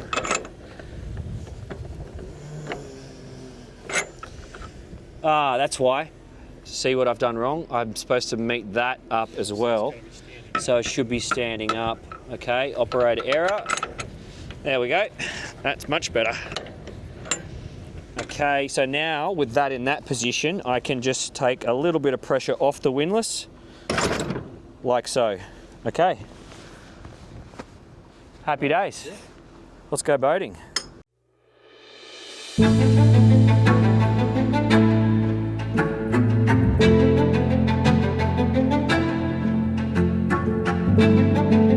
Sea trial time, ladies and gents. So we're just running on autopilot. Jason and I are discussing what we can get, and we're just going to start with essentially best cruise for range. Yeah. Okay. So let's just get our direction here, and I think we'll pull it up to about. We're just going to watch the gauge, and we'll just go to 1 mile per gallon. I think that's your long range cruising ambitions right there. Sure. So we'll go through these speeds and fuel flows, and then we'll do a couple of maneuvers, and at the end of this we'll do a single engine, and then when the time permits, I want to get educated on some of our navigational options here, but one thing at a time. Yeah. So we've got RPM here, but we've also got RPM just there. Yeah, and this is off the Fruno network, Okay. reading all the engine data and all the different telemetry options we have. So right now we're about 1380 RPM. Yep. We're about 1 mile per gallon. Yep. So that's 5 gallons an hour. So we're doing about 5.5 knots right now. Okay. And you're reading And we'll- off this Yeah. nautical mile per gallon. And I think we'll be able to bring it up a little more. We'll just, as our speed and inertia starts to pick up, it'll Yep. stabilize a little bit more. So And remember, we've got 4,100 plus gallons of fuel right now. So we're loaded. Fully loaded. 5 people, equipment, 2 tenders. 600 gallons of water or 500 gallons of water. Yep. Yep. Probably a bit in the holding tank too. I was flushing the toilet a few times last night as well, so. Well, she's loaded. I think we just cleared it out. Okay, that's good. We picked up a knot. That's what happened here. Okay, too good. All right. So we can go up a little farther here now. As our speed kind of comes up, we'll just kind of. So we're about just around 1,500 RPM now, and we're getting up to 1 gallon per hour, 1 gallon per nautical mile, and we're just about ready to around 6 knots right now. Yep. And we've got at times 10 to 15 knots of breeze. We're going into it at the moment. And so 10, more like 10. If we're going to the Marquesas or we're going to Tahiti, this is the speed that we'd go at. Sure. And we'd kind of rise that speed up as we got lighter and our fuel burned off. And we're kind of just going by the gauge that says, hey, 1 mile per gallon, we have 4,000 mile range at that rate. Yep. We can get there with plenty of fuel. Yep, I understand. Yep. So as you lighten the load, you can then increase the revs and get a little bit more, ever so slightly, and get a bit more speed. And we don't get the speed penalty early. We take advantage of our heaviness and fullness, and then as we lighten, we get the advantage. Yep. Let's adjust our course a little bit and head down the island and just see how she feels. We've got the stabilisation on at the moment, and just coming around there. Now, if you guys look out through the camera, I don't see a great deal of heel at the moment, and we've got items in the galley and nothing's falling, so that's good. And I wasn't ginger. That turn had a reasonable amount of pressure put on it, right? And those stabilizers, they're just so good. They make the boat so rock solid. They dig in, and you could have your wine glass, your wife not worrying about spilling it. And, Although I see a little bit of movement of the tender crane, and so I wonder if I was heading offshore, I might get a strap and then tie it to a cleat. Just give it a just little more security. I don't want it to do that. I don't care about these sorts of conditions, but if I'm going to the ocean, I think maybe that seems logical. Yeah. Okay, so you're still doing 1 gallon per nautical mile. Yeah, and we're doing 7 knots, just about 7 knots right now. Yeah.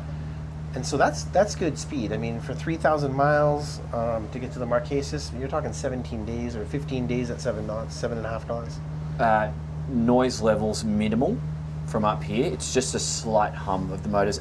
Vibrations are almost nothing. It's very, very smooth. Yeah. When we had the 60, and that's a great boat. Yeah. It just ever so slightly a droning hum in the background. This boat is absolutely quiet. And the only reason you can even hear anything right now, we have all the doors open. We've got the doors open. Yeah. Interesting. Okay, let's do a little bit more speed, and let's just see. Even though we are loaded, let's just see what we get. And when we say loaded, we're talking about the boat. The boat. Yeah, boat.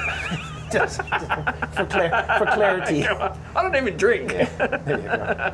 Okay, so we'll bring it up to 1,700. So here's our RPM. So just over 1750, we'll say. Yep. I'll get it up to about there. Okay, we'll go 1780. It seems a little easier to get to. Okay. So now we're coming up to near 7.8, 7.7 knots. 0.83 gallons per nautical, 0.85. And we may make 8 knots here. We'll see once she catches up in a second. And that's the thing about vessels like this. Everything happens at a graceful speed. You just got to let the momentum. We're over 100-ton boat, so you got to let the momentum catch up. It's not like you just do an adjustment at the throttle and it happens straight away. It's only if I hit that red button, then we really. Then we're going to really take off, right? That's why it's red. The red button. The red button. Okay, so look, we're well over 8 knots now. Yeah. 8.2, 8.3, 0.8, 0.9 gallons per nautical mile. Did you add these bars? One of the suggestions from one of the other owners, and the great thing about the Nordhavn group is everybody communicates and talks to everybody. Yeah. So this came from the 3 boat. He said, put these in, you'll thank me later. I was just wanting to grab them. Yeah. And I guess it's good because fingerprints here, not all over there, but just as we got a little bit of movement, I leant and I naturally wanted to grab it. And before, when I was playing with the drone, I had my feet up, and it's actually quite comfortable. Yeah. You kind of just naturally want to do that. Yeah, and because you can use it as a brace too. Correct. Yeah. If you're in a seaway, Yeah, I'm going to put pressure on my feet and keep myself comfortable just here. It's amazing. Just little subtle additions can make an incredible amount of value to your life on the boat. Well, I don't want to be too tired. Like if I'm on more performance-oriented boats or lighter boats and I'm out in the sea, they rock heaps more. And if you spend a whole day at sea, you find yourself becoming quite exhausted. Whereas I find on a boat like this, with more gentle motion, I can hack it way longer.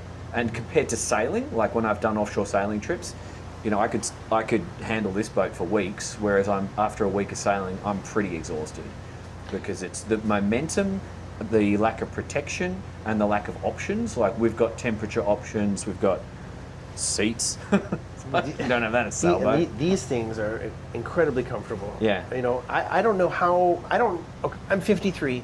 I honestly don't know if I would be able to pick up sailing now as easily as I picked up this boat. Yeah. And physically be able to take the demanding nature of sailing, you know, and get my wife to do that on board too. Yeah, It's too steep a learning curve, I think. If you wanted, you're going global. You're going to see the world.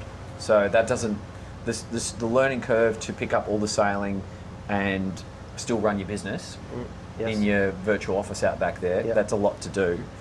So, okay, next speed. Why don't we, at this speed, before we go wide open, why don't we take her through a 180-degree turn to starboard, and we'll return in the direction we came. So we've got wind on our beam, and we're just going to come through. And I'm not going to go hard. I'm not going to go easy. I'm just going to do do a reasonably tight turn. Yeah. And okay, so guys, pay attention. You'll see this in the drone, but also look out through the main camera. Just the lack of heel at the moment, and we're doing that at 7.5 knots, dropping speed as we come through the turn, as you'd expect, full keel.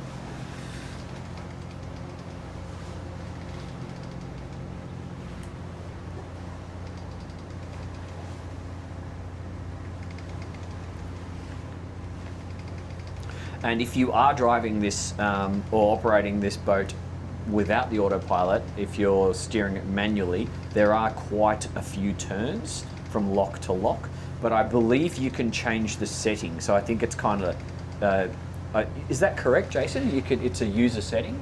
Yes, and there's no cables, like a fly-by-the-wire system. Okay, right. Yeah, and it's called Hypro. Yep. It's incredible. I mean, if you had some rough seas and you needed to really make some turns on the wheel, and you had a cable, you'd be fighting the crap out of it. You know, you'd really be like, arm power steering. And with this, it's like butter. You just... Yeah, because it's like power assist. Yeah, exactly. Well, let's set a course out for the blue. And once we're on course and happy with our direction, let's wind her up and let's just hold this course. Okay. And let's go wide open throttle. Okay, so here we go. I'm not pressing the red button yet, but we're gonna go wide open throttle. All right, guys, let's go. Okay, so now a slight increase in engine noise, but not intrusive. I still actually don't feel any vibration. It's smooth. Yeah. You don't have any bzzz noises or, you know. Yeah, like everything's comfortable. Yeah, the boat's just so solid and tight. So, SOG. 10.3 going to 10.5. Okay, so we're just closing the doors now. 12 gallons per hour per engine, so 24 gallons an hour total. Yep, I'm seeing 10.5 SOG, so that's giving us 0.45 gallons per nautical mile. That seems pretty steady there at the moment. And let's just run this for a little bit. Yeah, I think this is like idle speed on a Hatteras or something like that. Sure. You know. Yeah, but just the fuel consumption is very different. Oh yeah, and the Hatteras is like 200 gallons a minute or something. I'm just joking. It's not that. Yeah, it's not that bad. Yeah. But different use cases, just completely different use cases, different mission profile. Yeah. So let's just sit here for a little bit. We've got the breeze on our port bow and the little bit of wind chop, but not much. for those of you in the comments asking for big waves and big storms, I did put my order into Mother Nature, and this is what I got. So next time, when we get the opportunity, we'll do it. I always try, but that one is up to Mother Nature, not me. So I think our wide open throttle is somewhere between that 10.5 to 10.7, because I just thought, there you go, Yeah. 10.7. Yep. Very, slightly variable. So why don't we dial that speed back to something sensible to your distance cruise, and then I think what people probably want to know is how this boat operates if we've lost a motor. Yeah, very good. Okay, so let's go back to around 1800, let's say. Yep. And let's say we had an engine failure, right? Yep. We had to go single engine. So we have obviously 2 engines, we have redundancy. So now we're on single engine, Okay. right? So in a second, our inertia will slow down to what it's going to be. So we can just kind of sit and watch that. Yep. 1800 RPMs, 5.3 gallons an hour. And now we're starting to get some readings on nautical miles per gallon.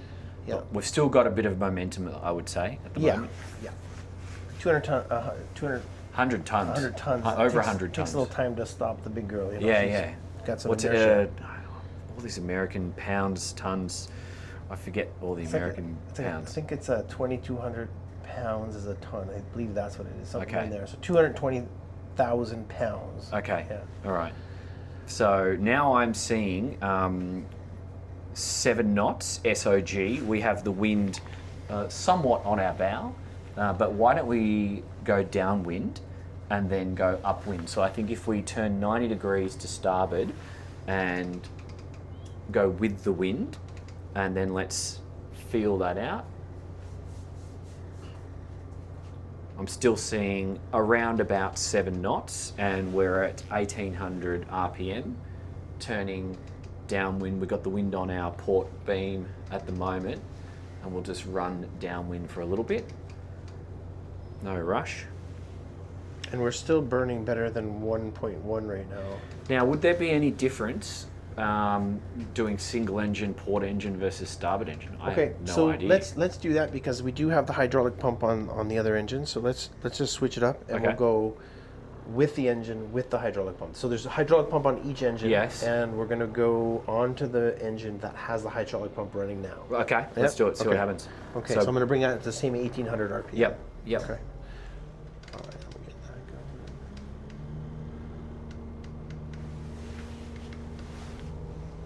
And so maybe you're doing your trip to Tahiti, and you're going to the South Pacific, and you got to, you want to do an oil change halfway through. Yeah. You can shut down one engine, do the oil change, and this is kind of an example of the speed and the performance that you'll see. Yep.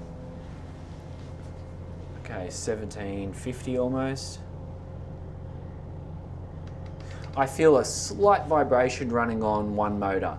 So maybe that's the drag of the other prop, I wonder. Yeah, that makes sense. That could very well be. Just whereas on 2 engines it's not noticeable, I just feel a slight murmur, not disturbing. Well, you know what? Also, we're running the RPM higher on the one engine. Sure. The engine load is a little higher. So it's yeah, working. so we're 44%. When we go back on 2 engines, we'll probably be in the 30% range. Okay. So Okay. Interesting. Okay, well that's a good direction there. We've got the wind pretty much on our stern, and so now some 1800, 1820 RPM. It's close enough. yeah, I see 6.8. yeah. to It's gonna come up. 7.1 I think SOG. it'll come up a little better, and we're doing 1.1 nautical miles per gallon. So That's surprising. we can kick this up just a tiny more fraction, like say. There we go.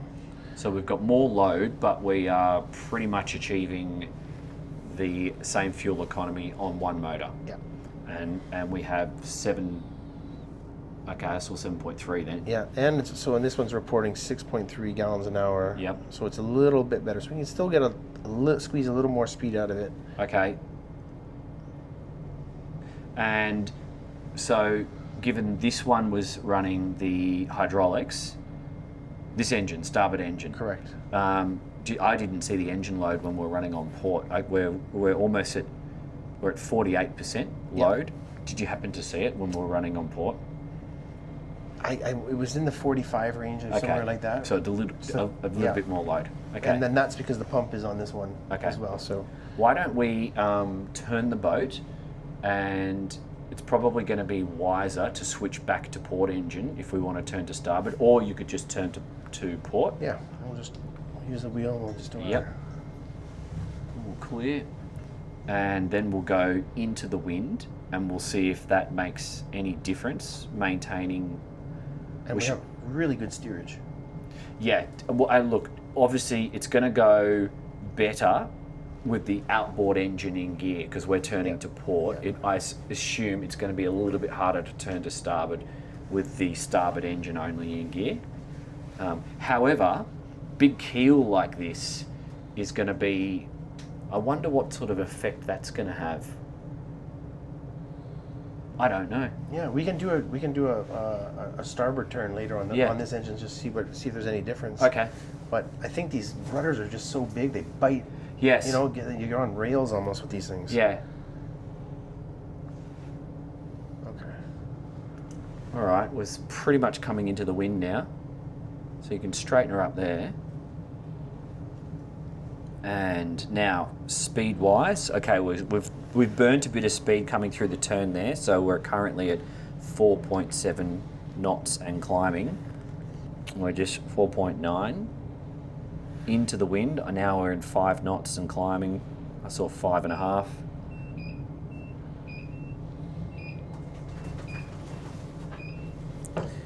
Bow stern.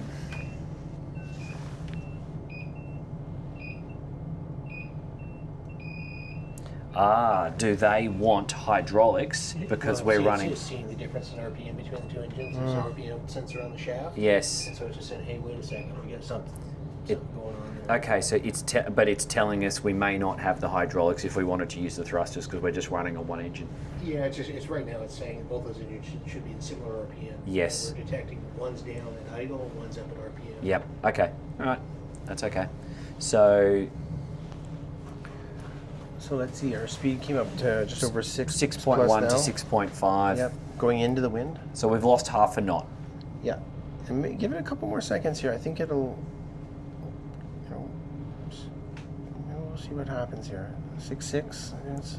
That's pretty consistent with our test on the drone because we burnt about half a knot into the wind. Yeah, and so we're 0.9, 9.2, 9.3, 9.4. Yep. So just a little bit under our perfect 1-to-1 ratio. Just for the exercise, let's turn to starboard and see how she responds. So starboard engine in gear. All right. So we'll go to standby. Let's go. Just give it 30 degrees to starboard and then turns fine. That's pretty good. I think that's even harder than I was turning the other one. But, Okay. I don't think you'd have any mobility issues if you were only on one engine and going somewhere. So maybe, those twin rudders definitely helping. Because when I've run on single engine on a lot of the pleasure sort of more coastal cruiser style boats, if I'm running on one engine, I might struggle to turn to starboard if I'm only on the starboard motor. Yeah, it's like no difference. Yeah, I know. We're turning it. That's all right. Maneuverability's fine. Yeah, that's good. See, that's pretty close to turning on a dime. I was not expecting that. That was impressive. Okay, very good.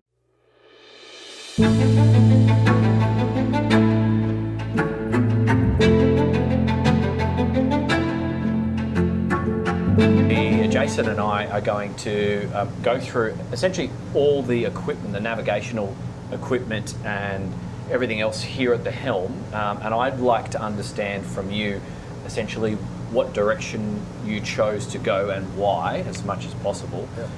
And maybe if we just start at the top and work our way across and give everyone a little bit of an understanding on what's going on here. So we clearly have a bilge pump system monitors just up here, fire system, ventilation monitor, 24 volt DC system and start battery monitor, deck light control, house battery system alarm, engine exhaust overheat alarm, Raycor. Oh, that's a water sensor for your Raycor filters. Oh, that's handy. Okay, so that's, and then Okay, is this same button down in the engine bay to turn on the hydraulic bilge pump? Correct. Ah, okay, Yeah. cool.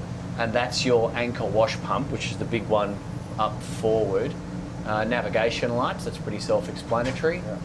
This is handy. So this is going to tell us essentially what bilge pumps are on and any high water alarms. Yeah, and this is actually, I think, one of the coolest features, and this comes standard with the boat. Okay. This is one of the coolest features on it is, you know, you're looking up and you're like, what's going on? And you know, oh, I got a bilge alarm going Yep. off, or maybe, you know, maybe you forgot your fuel transfer pump on. You didn't even remember, right? Ah, yeah, So then right. you'll get a visual indication that you have something happening there. Okay, that's good. Yeah. And so green equipment running, yellow bilge pump running, and red warning. So that's really logical. So that's pretty easy. Yeah. What's going on here? So this is on the battery system that we went over. Yeah, earlier. yeah, yep. So this allows you to monitor the battery, see the conditions. So right now we got a charge rate of 46%. How Yep. many amps are going in? So we're putting 120 amps in Because the the batteries. main engines Yeah. are running And then temps. The temps, exactly. Okay. And then these guys here, these are the backup throttles, or the emergency throttles. So if all of a sudden you lost the throttle there and you Yep. weren't able to get any throttle on your system, Yep. you flick that up, engage it, and now you can control with this rheostat here. Okay. The throttle, and it'll bring it up manually per engine.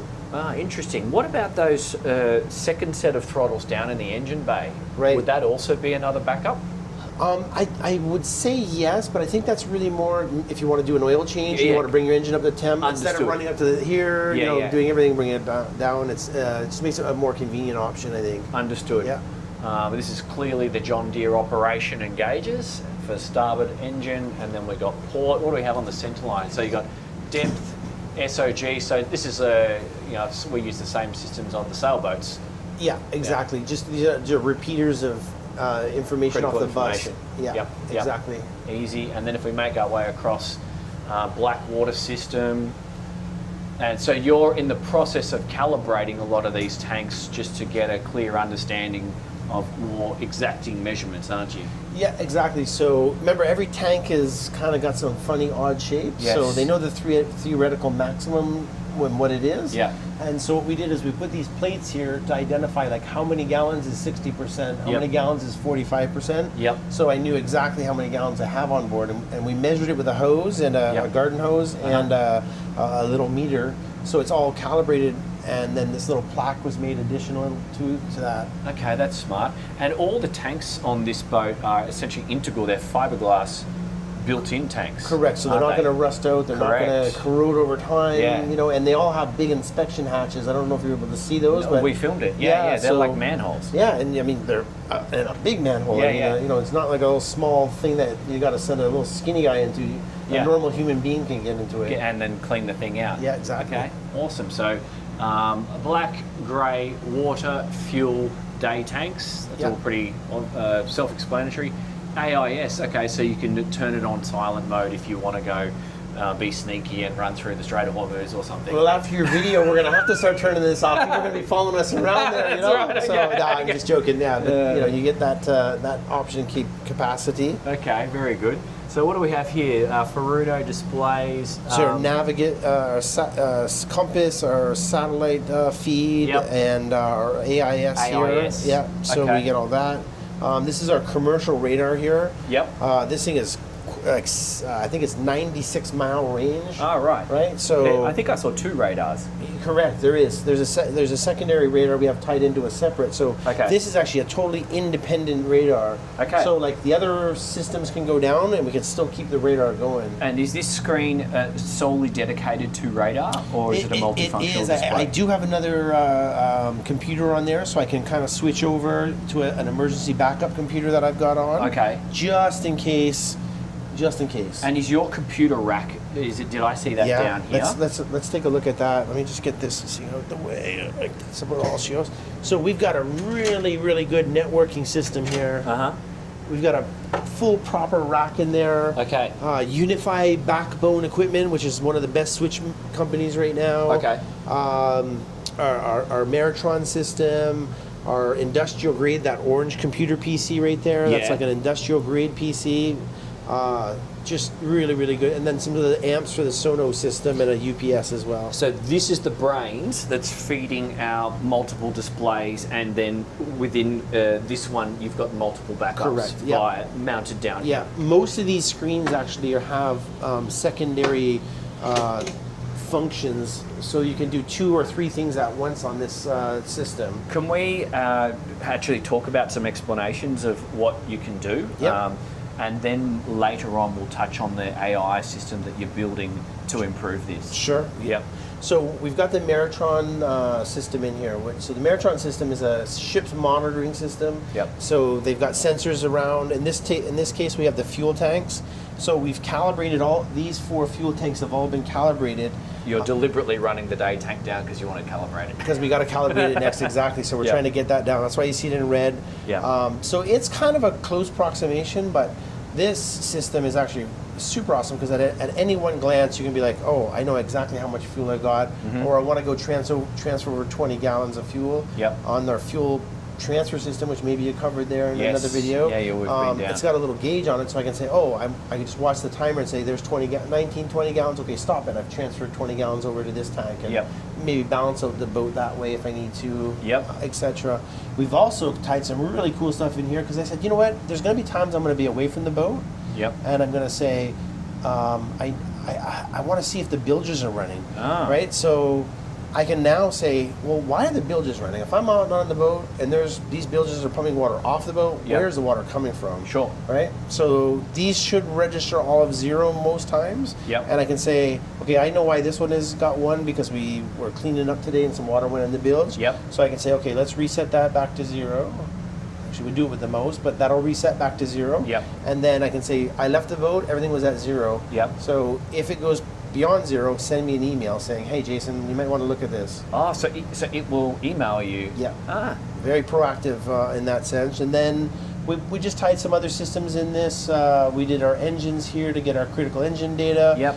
Fuel burn, tachometer, voltage, transmission temperature, engine temperature. Yep. You know, the idea is that when my wife's on watch, I give her a screen that I familiarize her with and she's comfortable with. Yep. And I just say, babes, anytime you see a yellow or a red, That's wake me bad. up if I'm sleeping. I mean, Like, yeah, good idea. yeah, That's really, really simplify simple. things. Yeah, and Yeah. she can just say, "Hey, wait, that doesn't look right. Yellow, red, wake up. Get up! You gotta figure out what's going on here." And, you know, so that That's makes really it more smart, actually. safety for the boat. Yeah.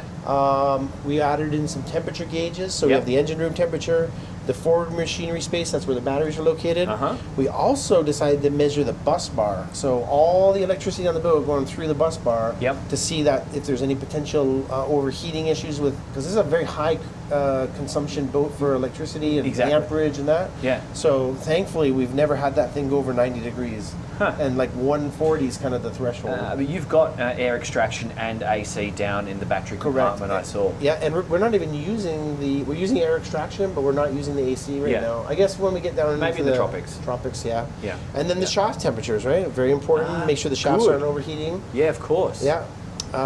Let's see, we got, and then shore power. Yep. So obviously we don't have any shore power now. Yep. But if I left the boat and shore power went down, It's going to email I you. get a notification say, hey, your shore power's off. You might want to call the marina and ask them what's going on, or get someone to go look at the boat. Yep.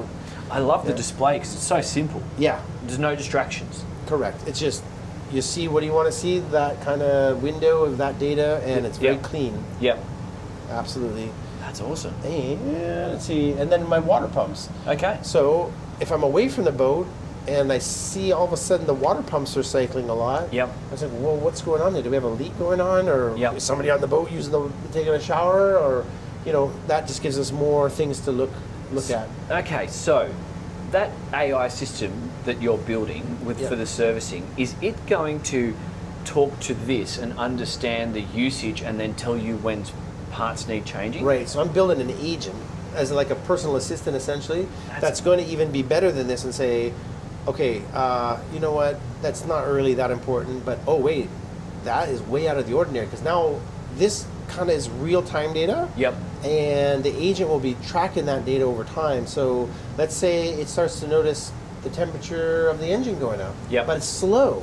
Yep. Right? So maybe it's not obvious. Maybe it's 180 today. Maybe it's 181 in a week from now. Maybe it's 183. Yep. Then it's going to say, hey, over time, it's going to understand, you got to go clean your sea strainer because you got something You've going got on a there. blockage. You got a blockage. Something's restricting water flow. This is like so you are basically going to have your own AI engineer Yeah. on full-time watch for you. Yeah. And it, like, as long as it's the power's on, it should be doing its job. I got to go check in and make sure the agent's doing its job once in a while, you know? Hey, come on, get back to work. Did they ask for a raise? Dude, that's so awesome. I love it. So wait, is that all dedicated to this screen? No, and then the great thing is these two screens I have set up on this Time Zero program. So I'll just switch over here. And what's Time Zero mean? So Time Zero is an application setup that ties into the Fruno system, Yep. ties into the NEMA network, and displays. We get, as you see right now, we got our maps. Okay, right? yep. Our navigation, we can use point and click and just say, hey, we want to go to Hawaii today. Bam. It'll auto route us to Hawaii. Okay. Right? It'll say, here's the route that we think you should take. Yep. And if there's any obstacles or obstructions or dangers, it'll start to highlight that route and point out for you. Mm-hmm. But we can also now change this and say, okay, let's get the sounder on there. Okay? Okay. Well, we're in a couple thousand feet of water right now, so we're not going to pick up the bottom, but the idea is Sure. you can have there. You can also throw on a radar overlay here. And so we can, that's our second radar now. We can Okay. pull it up on this screen. Yep. If there's targets or hits, we can start to see it.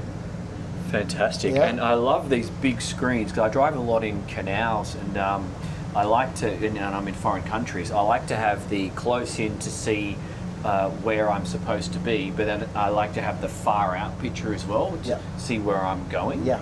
It's just handy, but you need a big screen for that. Yeah, no, absolutely. It's and a screen bright enough.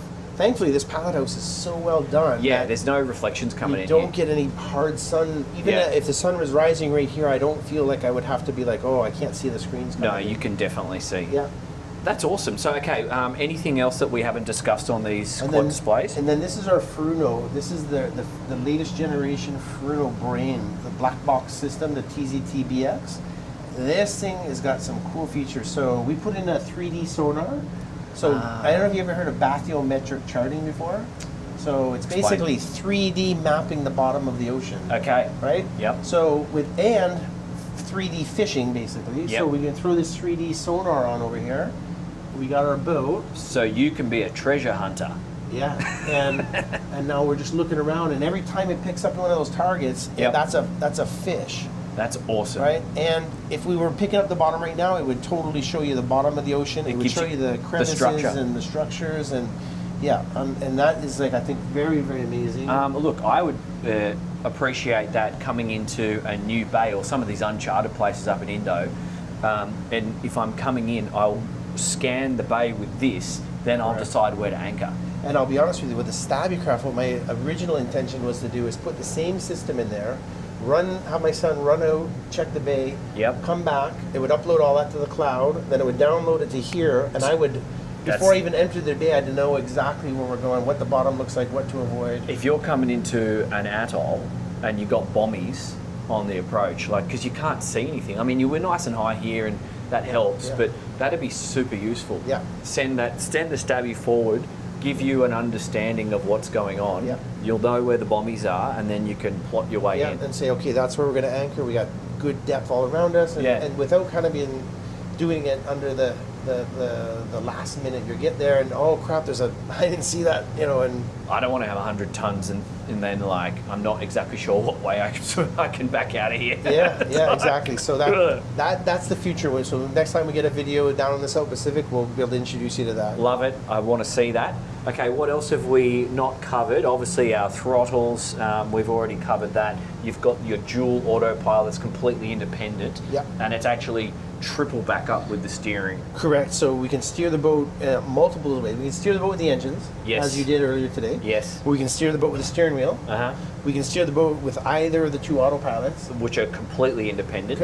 Separate pumps, Yep. separate lines. And in the worst case scenario that everything fails, there's a big tiller down there, Yes. which maybe you saw, a big I stainless did. steel. I had a look. Yep. And so the worst comes to worst is that You we rig up a figure out- pulley system. Yeah, and just kind of make that work, And Yep. but that's 5 different ways to steer this boat. I saw. And also, I saw the rudder stocks are absolutely built like the brick shit house. They are so strong. And massive. Yeah. As you point out, I mean But 3 points of contact. yeah, So- super strong. So that's good. Yeah. So your horns here.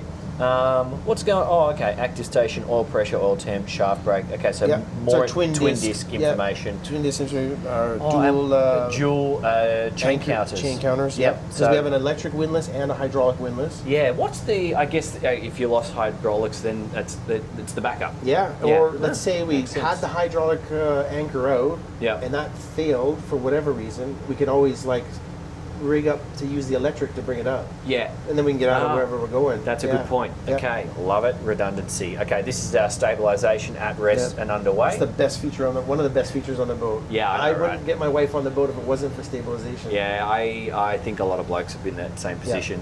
I like that we have individual wiper controls as well, and we can run the speed, so you're not having to muck around. Yeah. So that makes sense. Obviously, this is our thrusters, which we've already tested. This looks like That's that's the The- forward the light there on the spotlight? mast. Yeah, Yeah. the forward one there. so that one's good because you're not going to get too much reflection back in your face. Correct. And then we have the big searchlight on top. Okay. And that- how are you going to operate your new bar light, or is that still under in production? So that red button over there. Oh, Yeah, that's the big red button That's you the were big talking button. about. Yeah, it's not really for speed, but Okay. it's for like that. I call that the hillbilly light, right? Seriously, like that is my hillbilly light. And that thing, I'm telling you, is put the light of day on the ocean at night. So a number of times when I've been coming into foreign bays and then the wind's kicked up enough to have white chop at the same height of mooring buoys or fisherman's gear, and then I'm like, I can't see if that's a white cap or a mooring buoy. Yeah. And so that is going to be a game changer. Yeah, Because again, if it's blown up, I don't want to be guessing and then have some bloke's fishing gear around my prop. Yeah. So makes a lot of sense, And- and it's a nice arrival. VHF dual. Yeah. VHF exactly. VHF watermaker. And those, I forgot to mention this to you. Those switches there. So we put 3 Lumitech lights on each side of the boat. What's a Lumitech light? It's like Lumitech's a brand, but it's these they call it the Lumitech Razor. They're about 18 inches. Yeah. High powered LEDs coming down. Ah. So if I was coming to dock at nighttime, Okay. I can light up the whole dock. I can totally get line of sight. So Yeah. I go there by the wing station. And if it's dark, it doesn't matter. I've just lit up the whole area. And I'll show you at nighttime. They're amazing. Also the foredeck for tender operations. Correct. Okay. Yeah, great. So what about cameras? Yeah, so we can do cameras on we have a few different ways to do cameras. So we Yep. can put it through this time zero system. And now we've got 2 engine room cameras, a LAS camera, and there's a camera located right on the top of Yep. the moat, and they're point and zoom. Also, you can oscillate them. Yeah, so we can just say, okay, let's go into this. So when we can kind of move around and say, okay, let's go, keep going around, go to the front, go to the back. Okay. That's handy. I mean, that's handy for docking or just situational awareness. Yeah, and what was really great is And I towed towing the tender. tenders, Yeah, yes. I was watching. The last time I went to Catalina, we didn't have the foredeck rigged for the boats. Yeah. So I towed the tender all the way over, and I would just keep my eye on that screen and make sure she's back there, Yeah. or look out the handy window we Yeah, got here. exactly. Give you an extra little bit. No, but that's useful. That's useful. Fantastic, man. I think we've covered it all. I can see your VHF controls there. Are you going to be taking any manual charts with you? I do like a book of hard facts when I go to places. Yeah. So when we go up to Canada this year on the way to the Pacific Northwest, they got some really nice books about that big with detailed charts. Like cruising guides. Cruising guides, yeah, Yeah. thank you. Wagner's one of them that Yeah. they use up there. So yeah, that I would definitely have that. Will I get the big charts? I don't know yet. Yeah. I honestly don't know. I mean, eventually I want to do celestial navigation, as we talked about. Me right? too. Me too. And I want to be able to plot that on a chart. So Yeah. I think when we get to the South Pacific, I'll get some Polynesians to teach me some old seafaring stuff. I just feel like it would be a fun. I now, having done lots of this stuff, and now I want to learn. I think it would be interesting and just a nice skill to have. And we might need it in the future. You never know. You never know. You never know.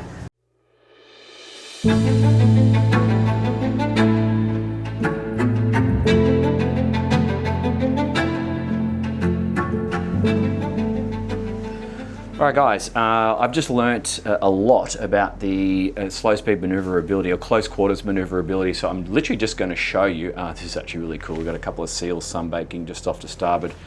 You know what? I'm going to proceed past them. I don't want to annoy them. It's early in the morning. What am I saying? It's actually lunchtime. So we'll go past the seals and then we're going to try this maneuver.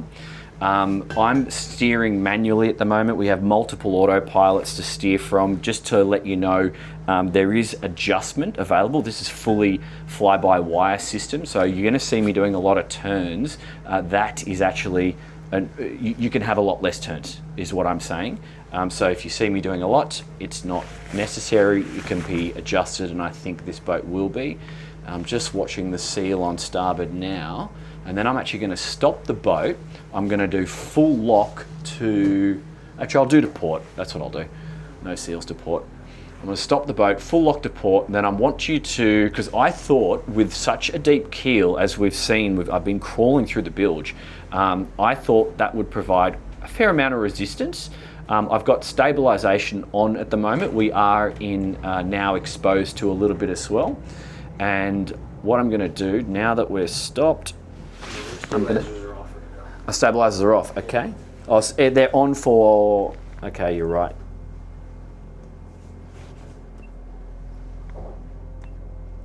Locked, active, there you go.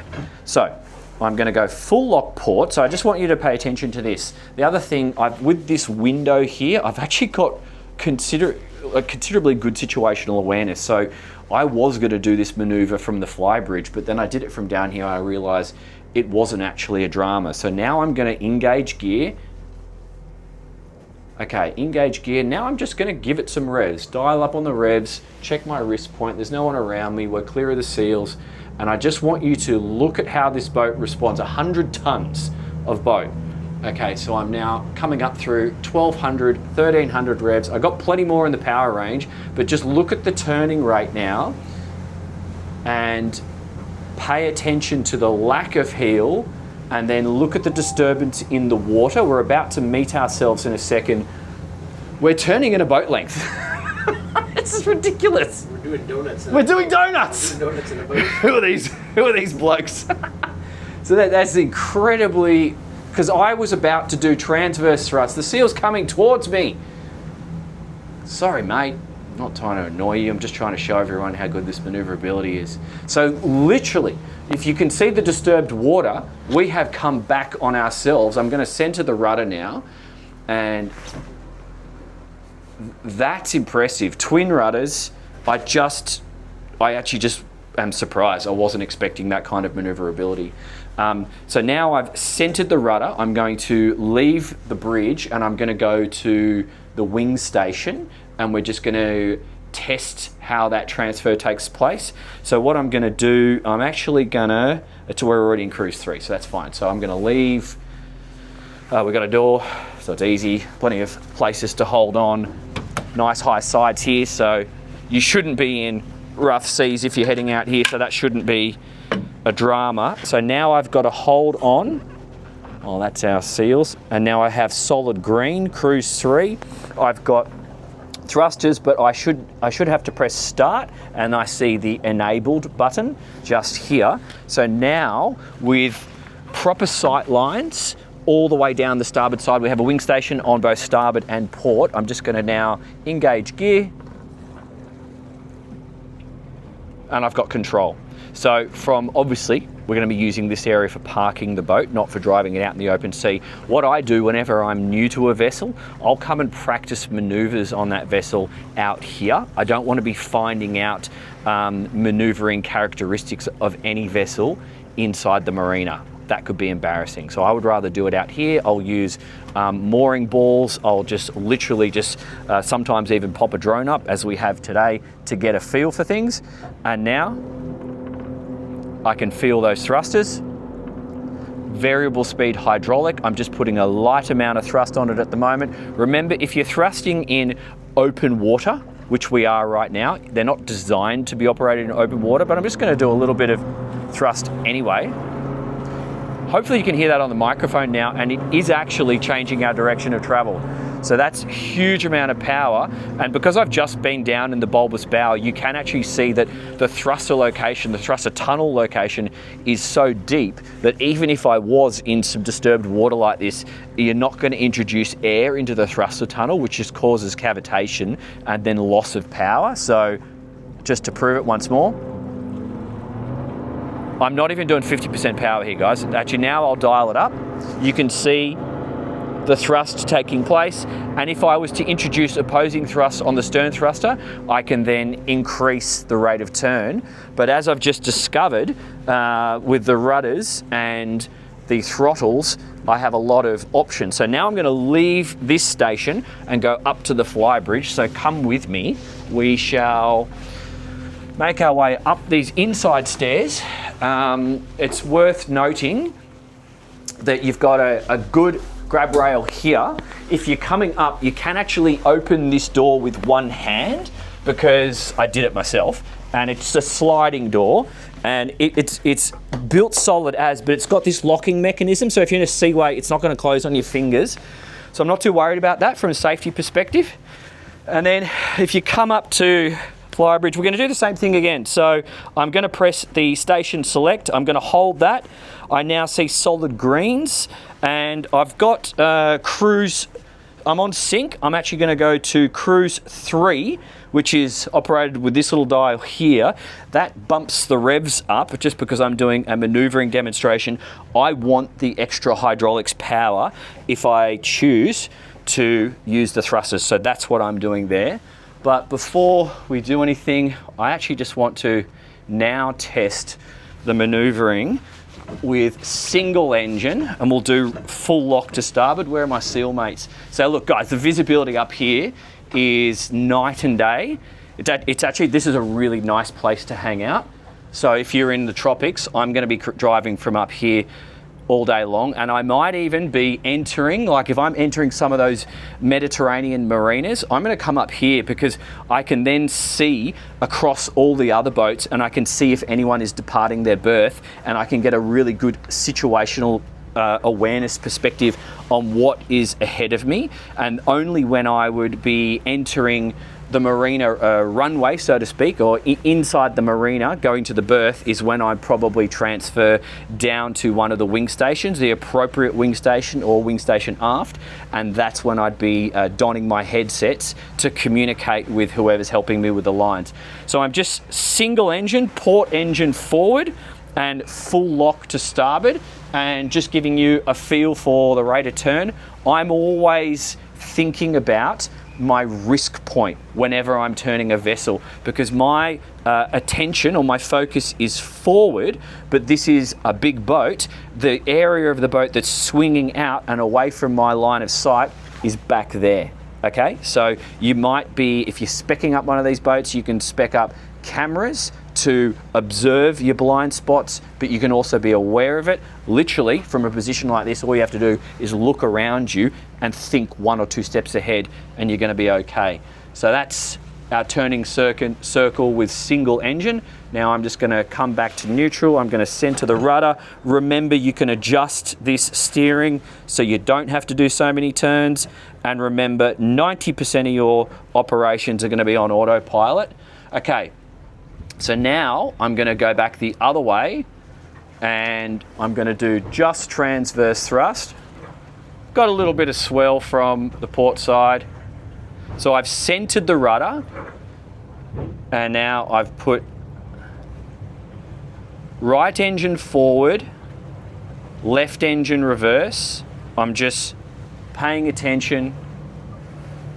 I'm slowly, this is the first time I've done this, I'm just slowly bringing up the revs. And here she goes.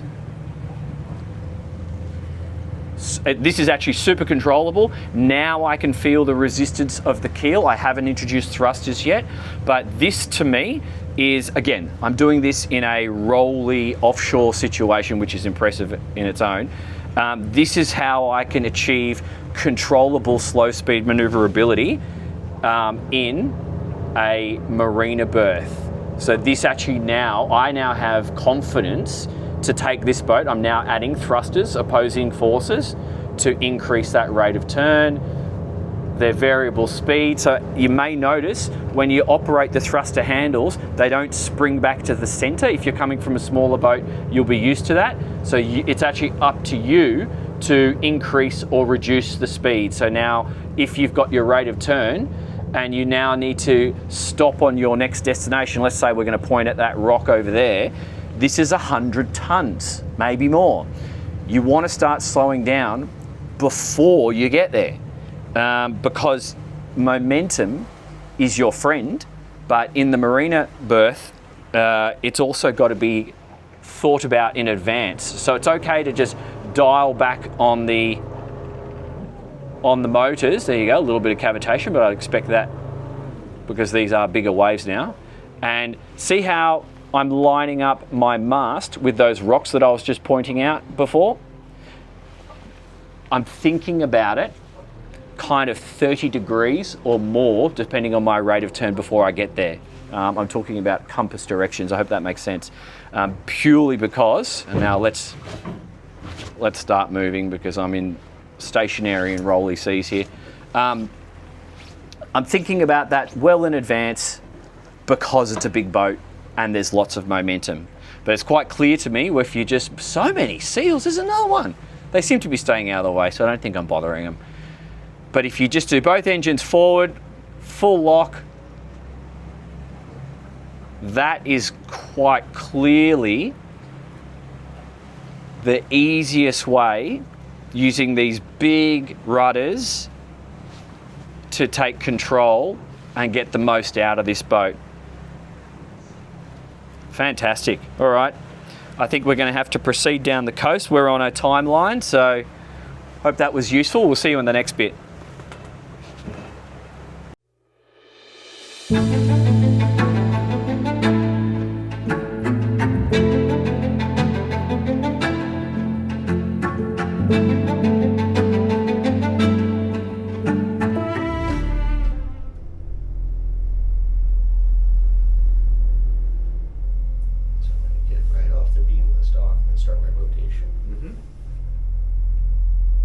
So you've got your rudder still centered, and this is where you're going to use transverse thrust. I will, yeah. So put the starboard end forward and start cranking the helm over to port. And you know what? I can see all around. I don't see any other boats. We've got a little sailboat off our port quarter.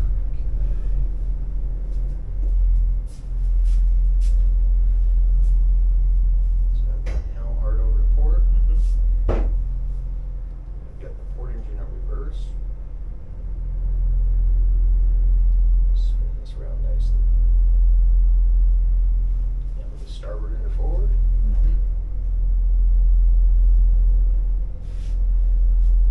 And port into neutral. And we can also see got visibility across our stern with that aft-facing camera. Starboard into neutral.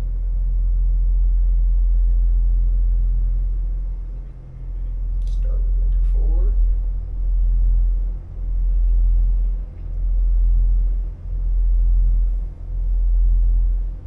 Starboard into neutral.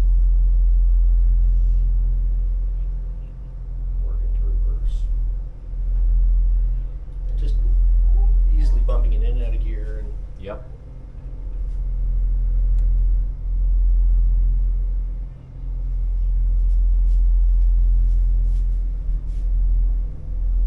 Surprising how much we can actually see from this helm. I still actually don't feel the urge to go to the wing station. not until we get real close.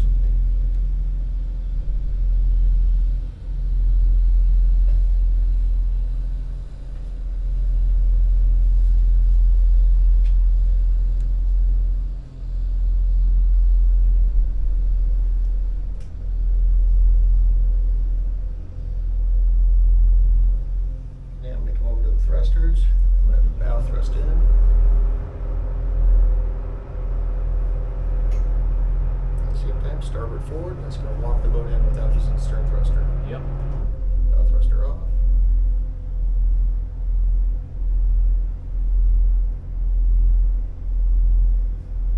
And that'll give us a bit of forward momentum and to starboard. And back to neutral and port engine into reverse and follow up with a little bow thruster.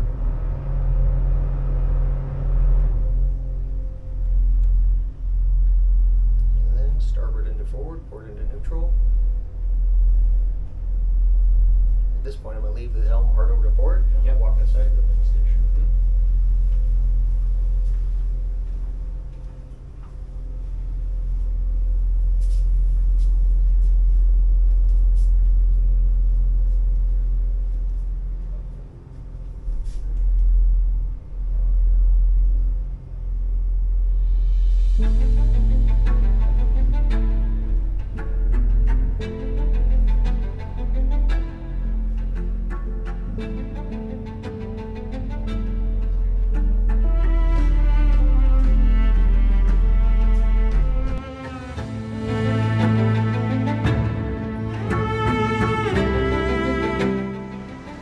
All right, costume change. It's actually day 5 now, guys. So, can you see me there? Yes, you can. So,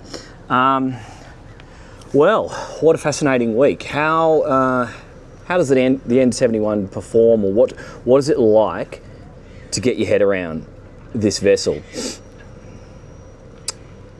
Remarkably easier than I expected it would be.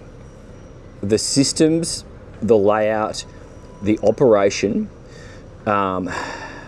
are absolutely, in my opinion, within reach of a couple that want to do some world cruising together with our crew. So we can get that one out of the way. Observations. It's a big boat. It's a big boat. You are going to benefit from the mass and the length of this thing when you're at sea and you're bashing through some waves, because you're going to meet the next crest and it's going to be noticeably different if you're coming from something in the 40-foot range. This particular owner, Jason, came from a 60 and he was even noting the difference. The systems in terms of tender deployment, dropping the anchor and coming alongside are going to need to be managed with 2 people, for sure. And sometimes more, depending on the conditions and your experience level. So it's not a solo boat. Can you get it close to that? Yes, you could. You could use joystick operation and other new technology. Talk to Nordhavn about this, which will empower you to do even more yourself. But if that is your direction, because perhaps your partner doesn't want to get involved, start to think deeply about your mission profile and what toys you want up on the bow. It is a big drop from the bow down to the waterline, which is fine. So just consider the tender selection and whether it's appropriate for what you're going to do. Because as you saw with our high field rib, we can make a lot more mistakes with that one if the boat starts to roll due to some ocean swell or some boat wash. Maybe we forgot to put the 0-speed stabilisation on. Hopefully you would have your checklists bedded in by then, but you get the point. And with a rib, you can kind of bounce your way down the side. You don't have to, because you can just extend the arm and keep it well away. With boat hooks and a control line, it's going to be fine. But as we saw with the aluminium tender, once you're getting more and more capable, you've just got to think about the deployment and retrieval, which again, it's fine, because once you're at your destination, you can probably just turn it into a towable tender. We were discussing at the end of this week that a really small, super lightweight, like yacht style tender, like you would see on a sailing yacht, might be the go, and that just becomes the 3rd tender, and it lives on the back of the boat somewhere, maybe in some snap davits, maybe in a very light 100-pound sort of style crane, and it just comes up onto one of these decks, and you just have a super small 2-stroke or 4-stroke outboard powered motor that you can lift yourself off the tender, and that becomes one of the solutions. So just things to think about. It's all kind of exciting, to be honest, because everyone is going to have a different idea, a different mission, and a different destination. Therefore, the tender and toy selection is going to be different. So this is just something you really need to put some deep thought into, because the process does need to be achievable. And once it's achievable and you've got your systems down pat on that side of things, you're just going to have heaps of fun and adventures. So I fully support that. In terms of how she is maneuvering in close quarters, I was pleasantly surprised. I just honestly thought, having maneuvered full keel sailing yachts and also having reversed them and found them to be relatively difficult in close quarters maneuvering because you have so much resistance and the things are heavy and slow to come around, this boat just is not that.